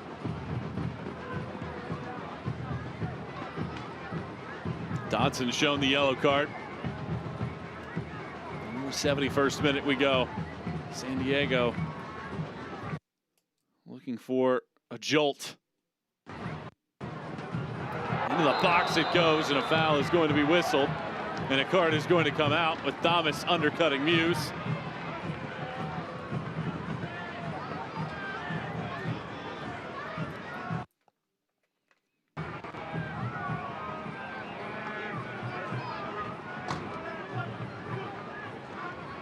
When you're trying to find that first goal to cut into a lead, you're going to try to create as much traffic as possible in and around the goalkeeper.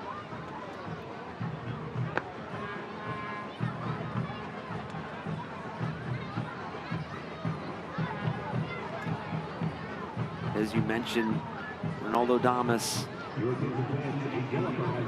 getting underneath Trey Muse, and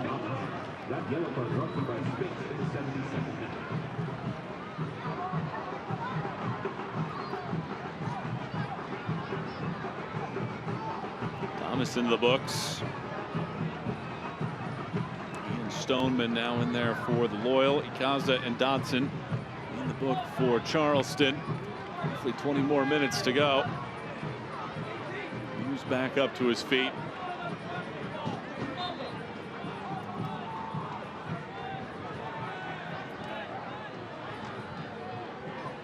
Loyal had scored multiple goals in 4 straight road matches. The last time they didn't was at Pittsburgh on June 24th.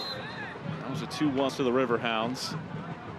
And an update as well on that. The Riverhounds have won 3-1. Dikwa adding the clincher in the 89th minute. So Charleston cannot get to the top of the league table. Tampa have gone ahead now 2-1. So that means that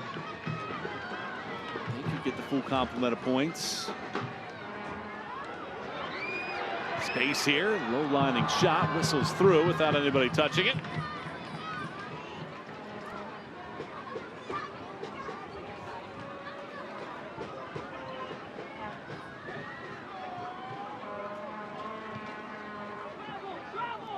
Miller preparing to make a couple more changes as well. Just trying to find the right lineup out there, as San Diego still not been credited with a shot here in the second half. It's been 45 minutes since they last took one. Guido twirling.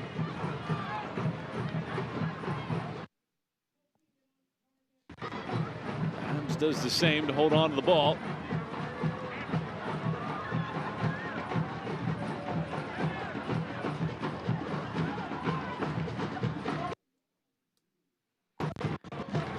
Some of these individual moments for Charleston have just been so timely, and they're very subtle as well. Some of just the individual battles and moments that they're taking over have just been in crucial times of the match where you think San Diego might start growing into the match, as we see a ball played into Damas. Goes down, there's no whistle, ends up losing the ball out, and a goal kick given.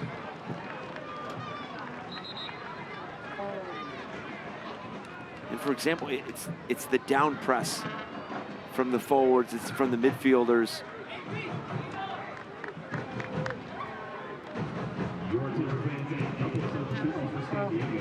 Changes for San Diego. It's going to be Morgan Hackworth coming in, and Xavi Nalati as well. Guido and Moshaban are coming out.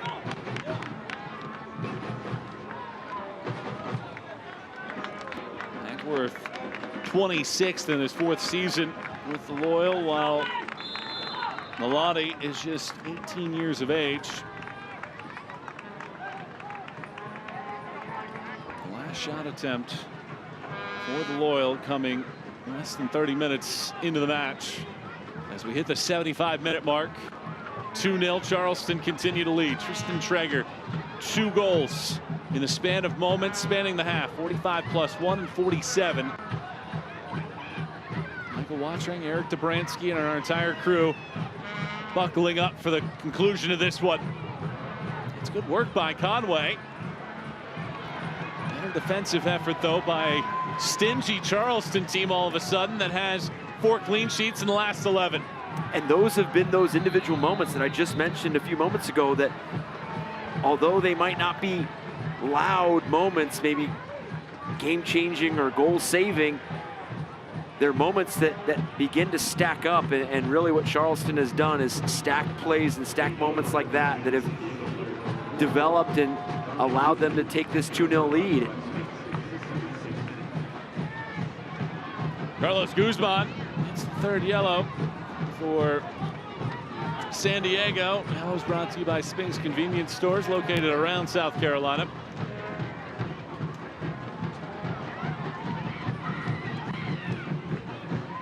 Talk about buckling up, the finish that is coming along from that Detroit City FC and Miami FC game right now.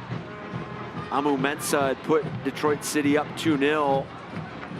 Miami FC pulling one back with about 10 minutes left, so game that we'll probably see it end at a really frenetic pace, trying for Miami FC trying to find an equalizer, just as San Diego Loyal are trying to find a shot on target here, cut into this lead. You're gonna see them start to play at a very rapid pace, starting to play a lot of these restarts a lot faster.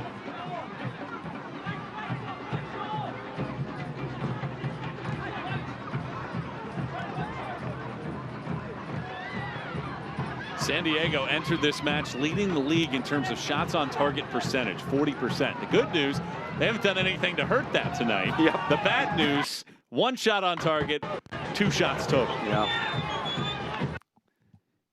It's funny how stats work sometimes. As you mentioned, not making a negative dent in there in that percentage, but 2 shots overall and 1 on target is not what Nate Miller was planning for his side tonight. And a side that is staring not only at a 2-goal deficit, but Avila hoists, he goes wide. 2 more games on the road.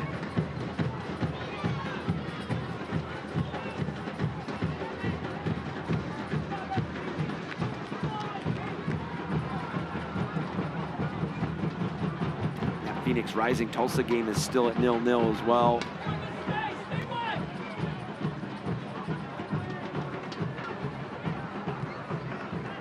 Out-of-town scores brought to you by Charleston Airport. The San Diego have some late momentum left in the tank after this cross-country trek.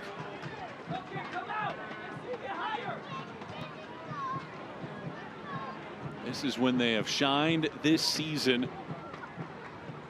Late in matches. 13 goals in the final quarter hour. Need to up that number here tonight to get back into this match. An intercepted ball. Damas works through 1. Can't get past the second. Ikaza does well. And Damas, the takedown of Ikaza, concedes the free kick.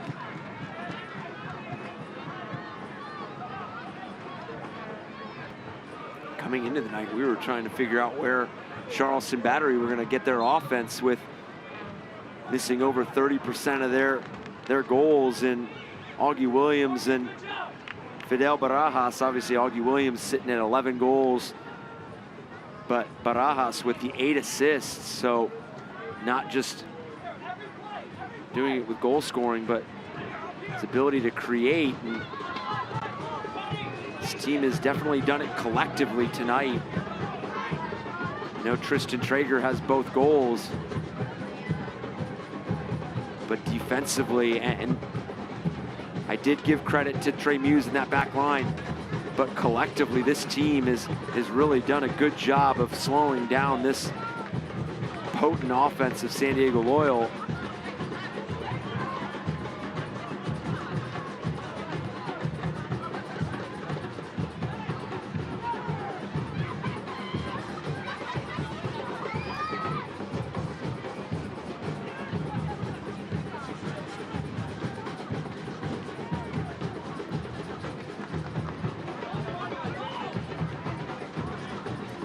Leads the league in assists.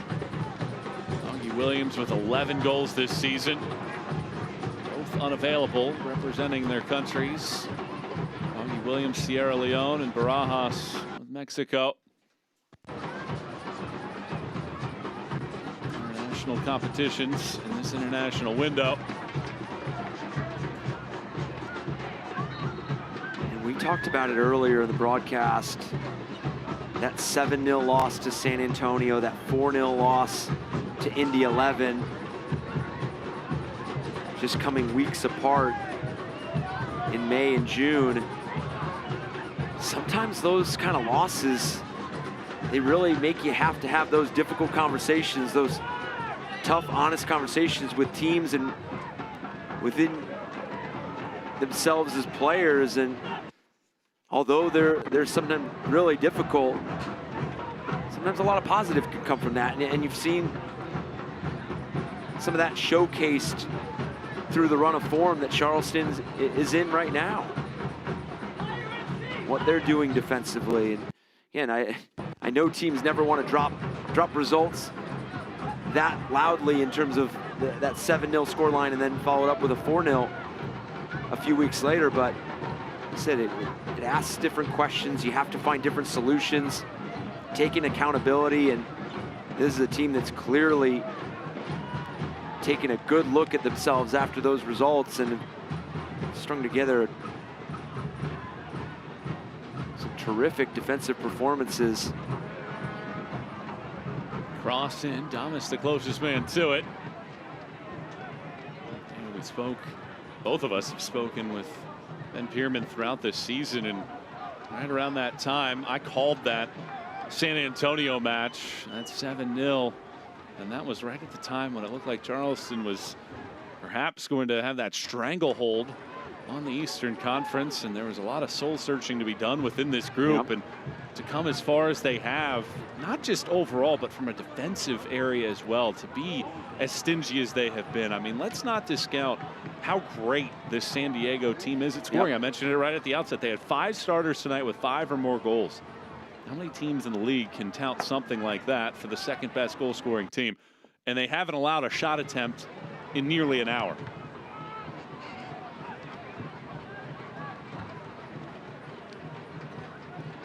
And even when we talked to Ben Pierman this week, he still openly brought up that 7-0 defeat to San Antonio. So it is clearly something that they can reference and they can hold on to.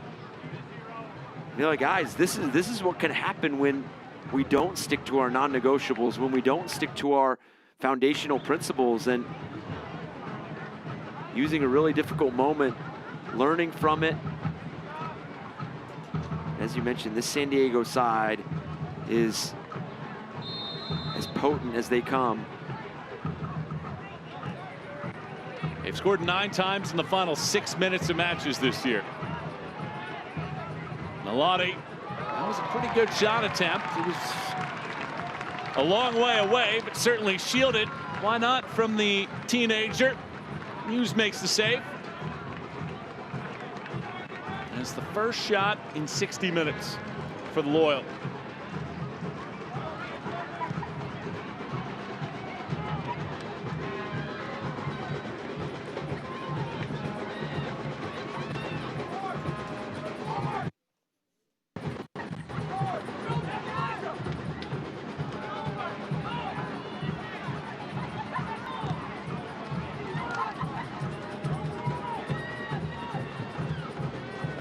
Avila, first man to it. Throws it through the middle. Twisting shot high. Joe Schmidt had his sights set on punctuating the night.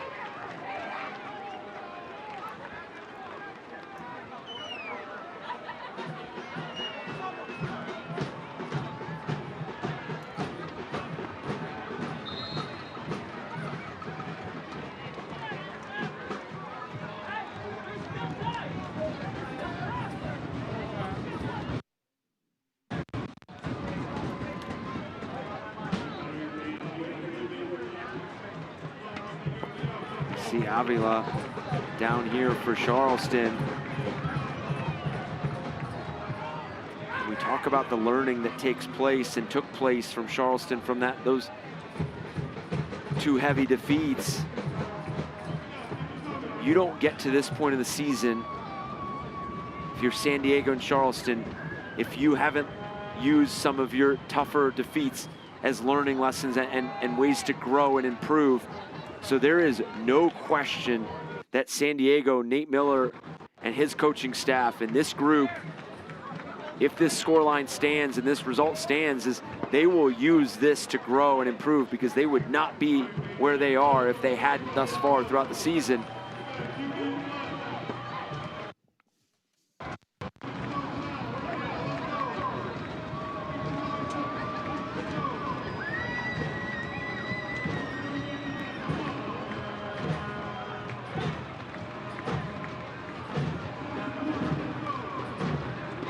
Three changes for Charleston.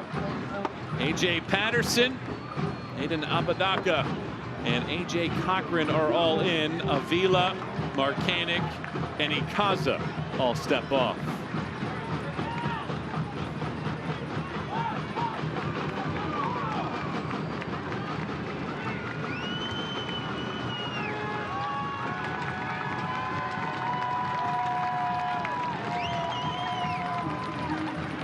Really solid night for Ikaza, Avila, and Markanik.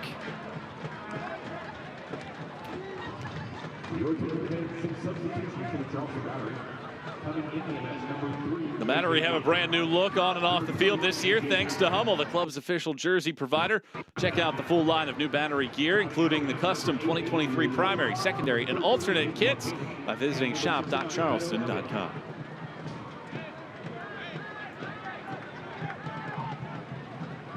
Battery out shooting Loyal 12-4. And minutes away from popping the champagne and enjoying a playoff berth the first time since 2020. And what a turnaround it has been by Ben Pierman and this Charleston Battery organization. The team averaging 1.75 points per match this year. Struggled a season ago.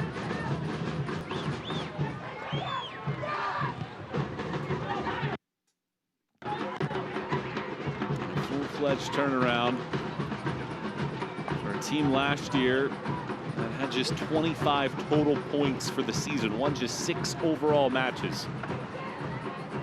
And on track to win a 3rd consecutive here tonight. Run their tally to 15 wins.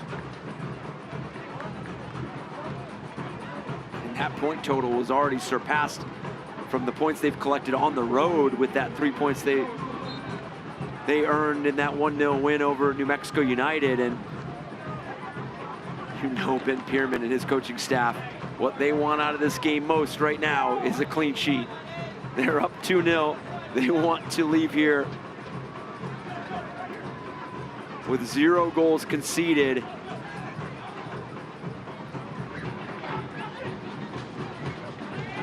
If this holds, it would be an 8th consecutive match they've allowed 4 or fewer shots on target. Talk about the differences that this team has made.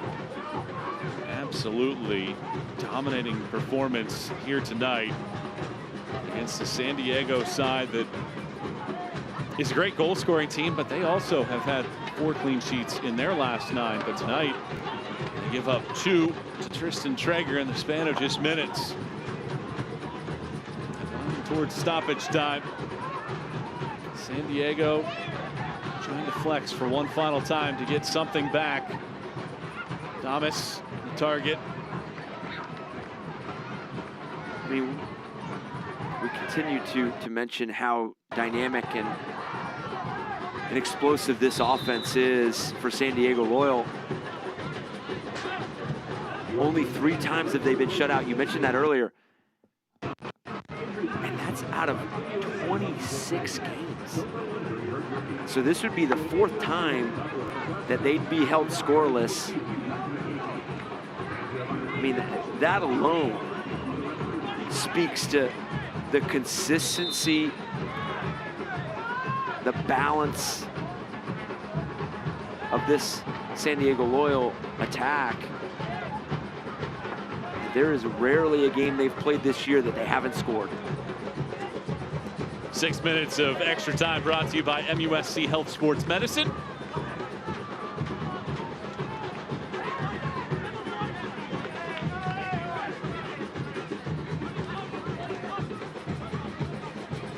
Charleston with one of their better performances of the year. San Diego going cross country, and they'll have their work cut out for them again next week. Staying down here, Apodaca pushes it along, and Vegas picks it up. Tampa Bay holding a 2-1 edge on Lou City right now. Lou City is the next opponent for San Diego. Again, on the road, they go to Kentucky next week.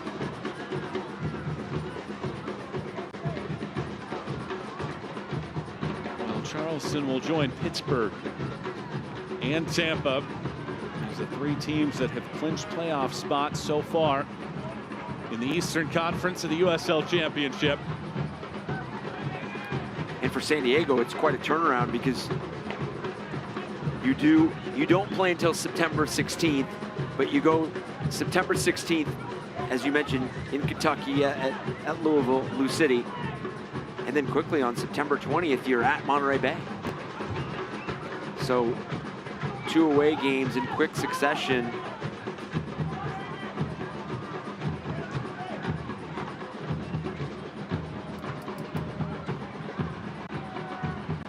When you talk about some of these East-West matchups later on in the season with those playoff implications and where you finish in the standings, you've got Monterey Bay twice in a 3-game span, away at Monterey Bay on September 20th, and then hosting Monterey Bay on September 30th. So it's always fascinating when you have to play the same opponent twice in just a couple weeks. Monterey Bay at one point was atop the Eastern Conference table. They lead 1-0 at Memphis right now. Don't let that team get hot again. Second ball coming here. Adams shoots, and Muse calmly collects, and we'll wait for Thomas to provide the pressure to kill some time. And this is what San Diego has had to settle for, is these shots from distance. Well struck there by Adams, but never put Trey Muse in a difficult save. But that's where Charleston has been so good tonight. It's not only in their initial shape, but this game is so fluid that there's going to be times where San Diego is going to break you down, whether it's breaking down the press, whether it's breaking down through how good they are in the build, but it's about that second and third phase defensively, and that's where Charleston's been so consistent tonight, locked on.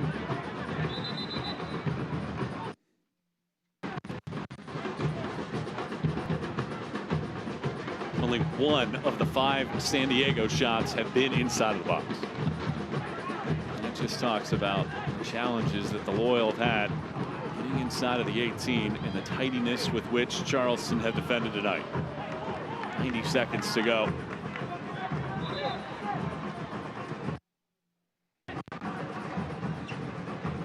Hackworth lobs it.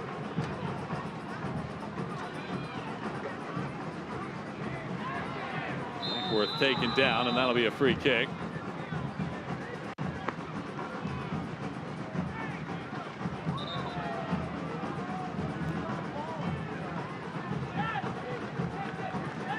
Final minute or so here. Loyal could take something out of tonight. They latch on to something here on this set piece. In which they go nearly 60 minutes without a shot. Just 5 total for the match, the second fewest on the year. Cross comes in, it's volleyed out by Muse. Second shot slides wide. Looked like Muse just wanted to try a new technique on a parry a ball out from danger. I don't know whether that in-swinger just kind of snuck up on him and he had to readjust, or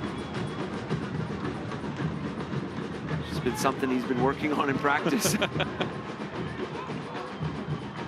All eyes on Gerald Flores now.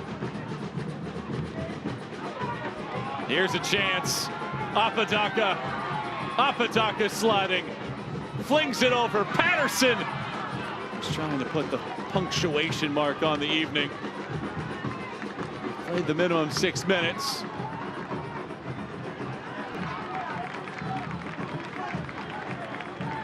Still no final whistle.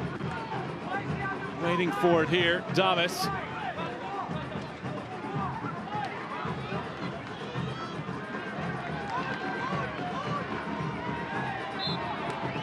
A foul whistle, and likely that'll be the final time.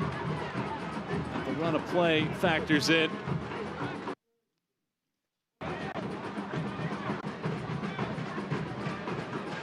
On a night where Charleston will latch on to a third consecutive clean sheet for the first time since 2019, the Battery have clinched a playoff spot. Tristan Traeger's brace capitalizes Charleston with a 2-0 victory, and the Battery, in one of the great USL Championship turnarounds of all time, are into the playoffs. What a performance it was tonight, Eric. And what a complete performance from Ben Pierman's side, doing it on both sides of the ball, in both boxes. And both goals coming from similar setups in regards to the delivery, coming from that right half space. And Tristan Traeger finding the back of the net, earning a brace. The first one really falling to him on a misclearance from San Diego, and then the second one, that deceptive run. You see this ball falling to Traeger there, and then left-footed finish. But it was the commitment to numbers and getting collectively forward from Charleston Battery that really allowed them to find success, and then that run for the second goal to open the second half for Tristan Traeger and the Charleston Battery. They ended the first half strong, and then they started the second half strong. Just complete performance from Ben Pierman's side, and San Diego left asking some questions, and for Nate Miller having to turn around and go on the road again. Traeger's tonight's Heineken Man of the Match. The final score brought to you by Wicked Weed. It's the Battery 2 and the Loyal 0. We'll tie the bow on it with highlight stats when we come back.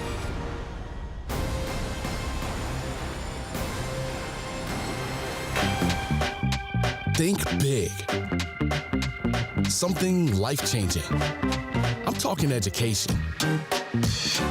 Let's get inventive. Blow things up in a good way. Do it for 20 years? Wake up and education has received billions in funding. Who does all this? If you've ever played one of these or these, that would be you. Yeah, thank you.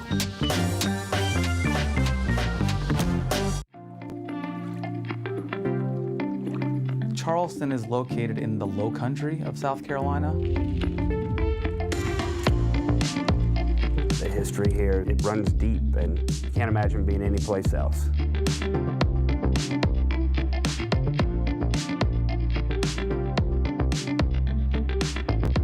this place is magical.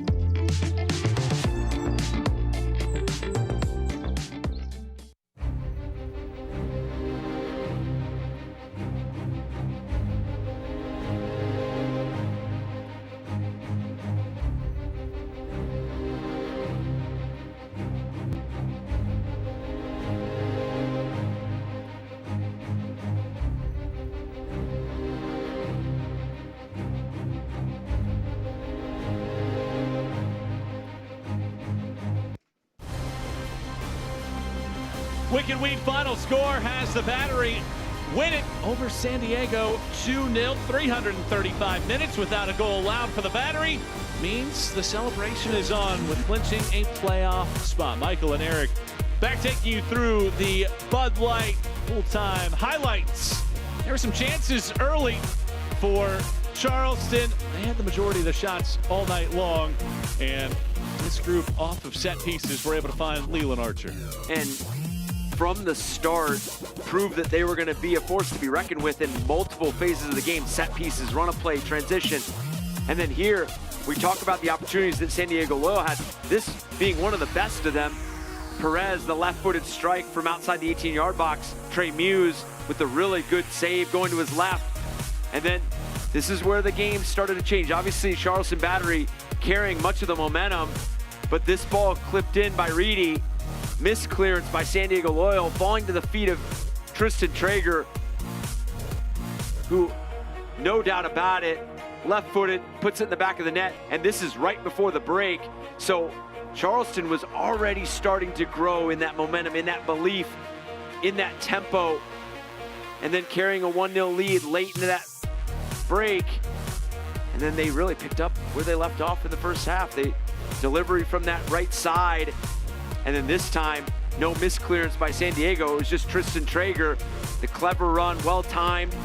And then what looks like an easy finish, but very difficult on the run that he made, just tucking it away past Coque Vegas.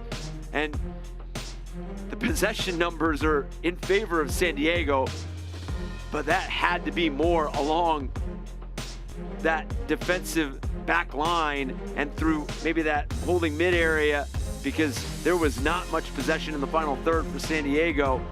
But for Charleston, 12 shots, 3 on target, 2 in the back of the net. So you talk about efficiency when you're hitting target.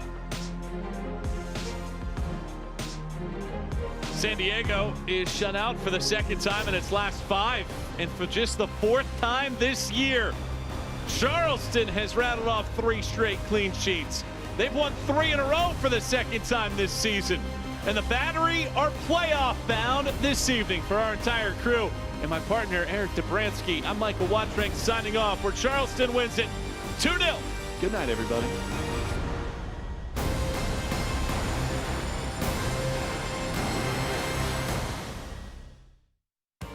This copyrighted telecast of the United Soccer League Championship cannot be retransmitted, rebroadcast, or reproduced without the expressed written consent of the United Soccer League Championship.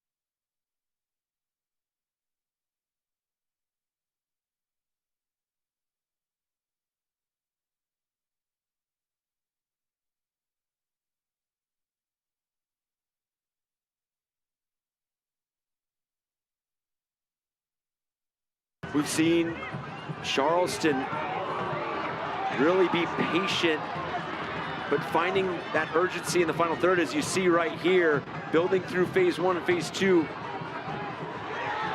It falls perfectly to Tristan Traeger. He ripples the rope, and it's a first half stoppage time go-ahead goal by Tristan Traeger. Charleston on top, 1-0. Seen Charleston momentum in their favor and find a second one. And San Diego.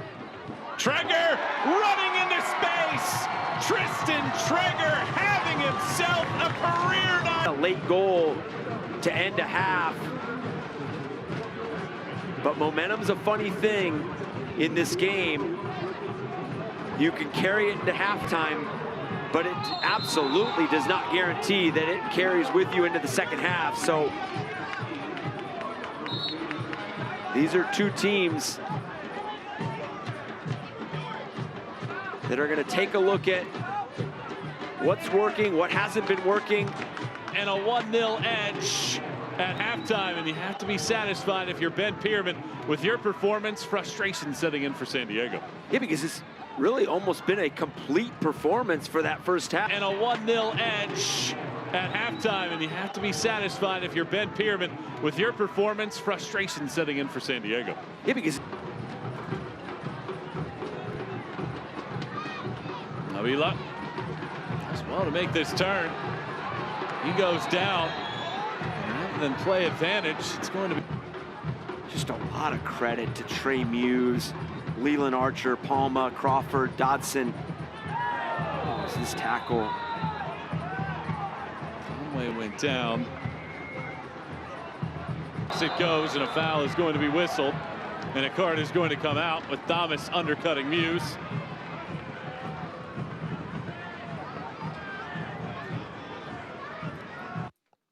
Defensive effort, though, by stingy Charleston team all of a sudden that has 4 clean sheets in the last 11. And those have been those individual moments that I just mentioned a few moments ago that, although they might not be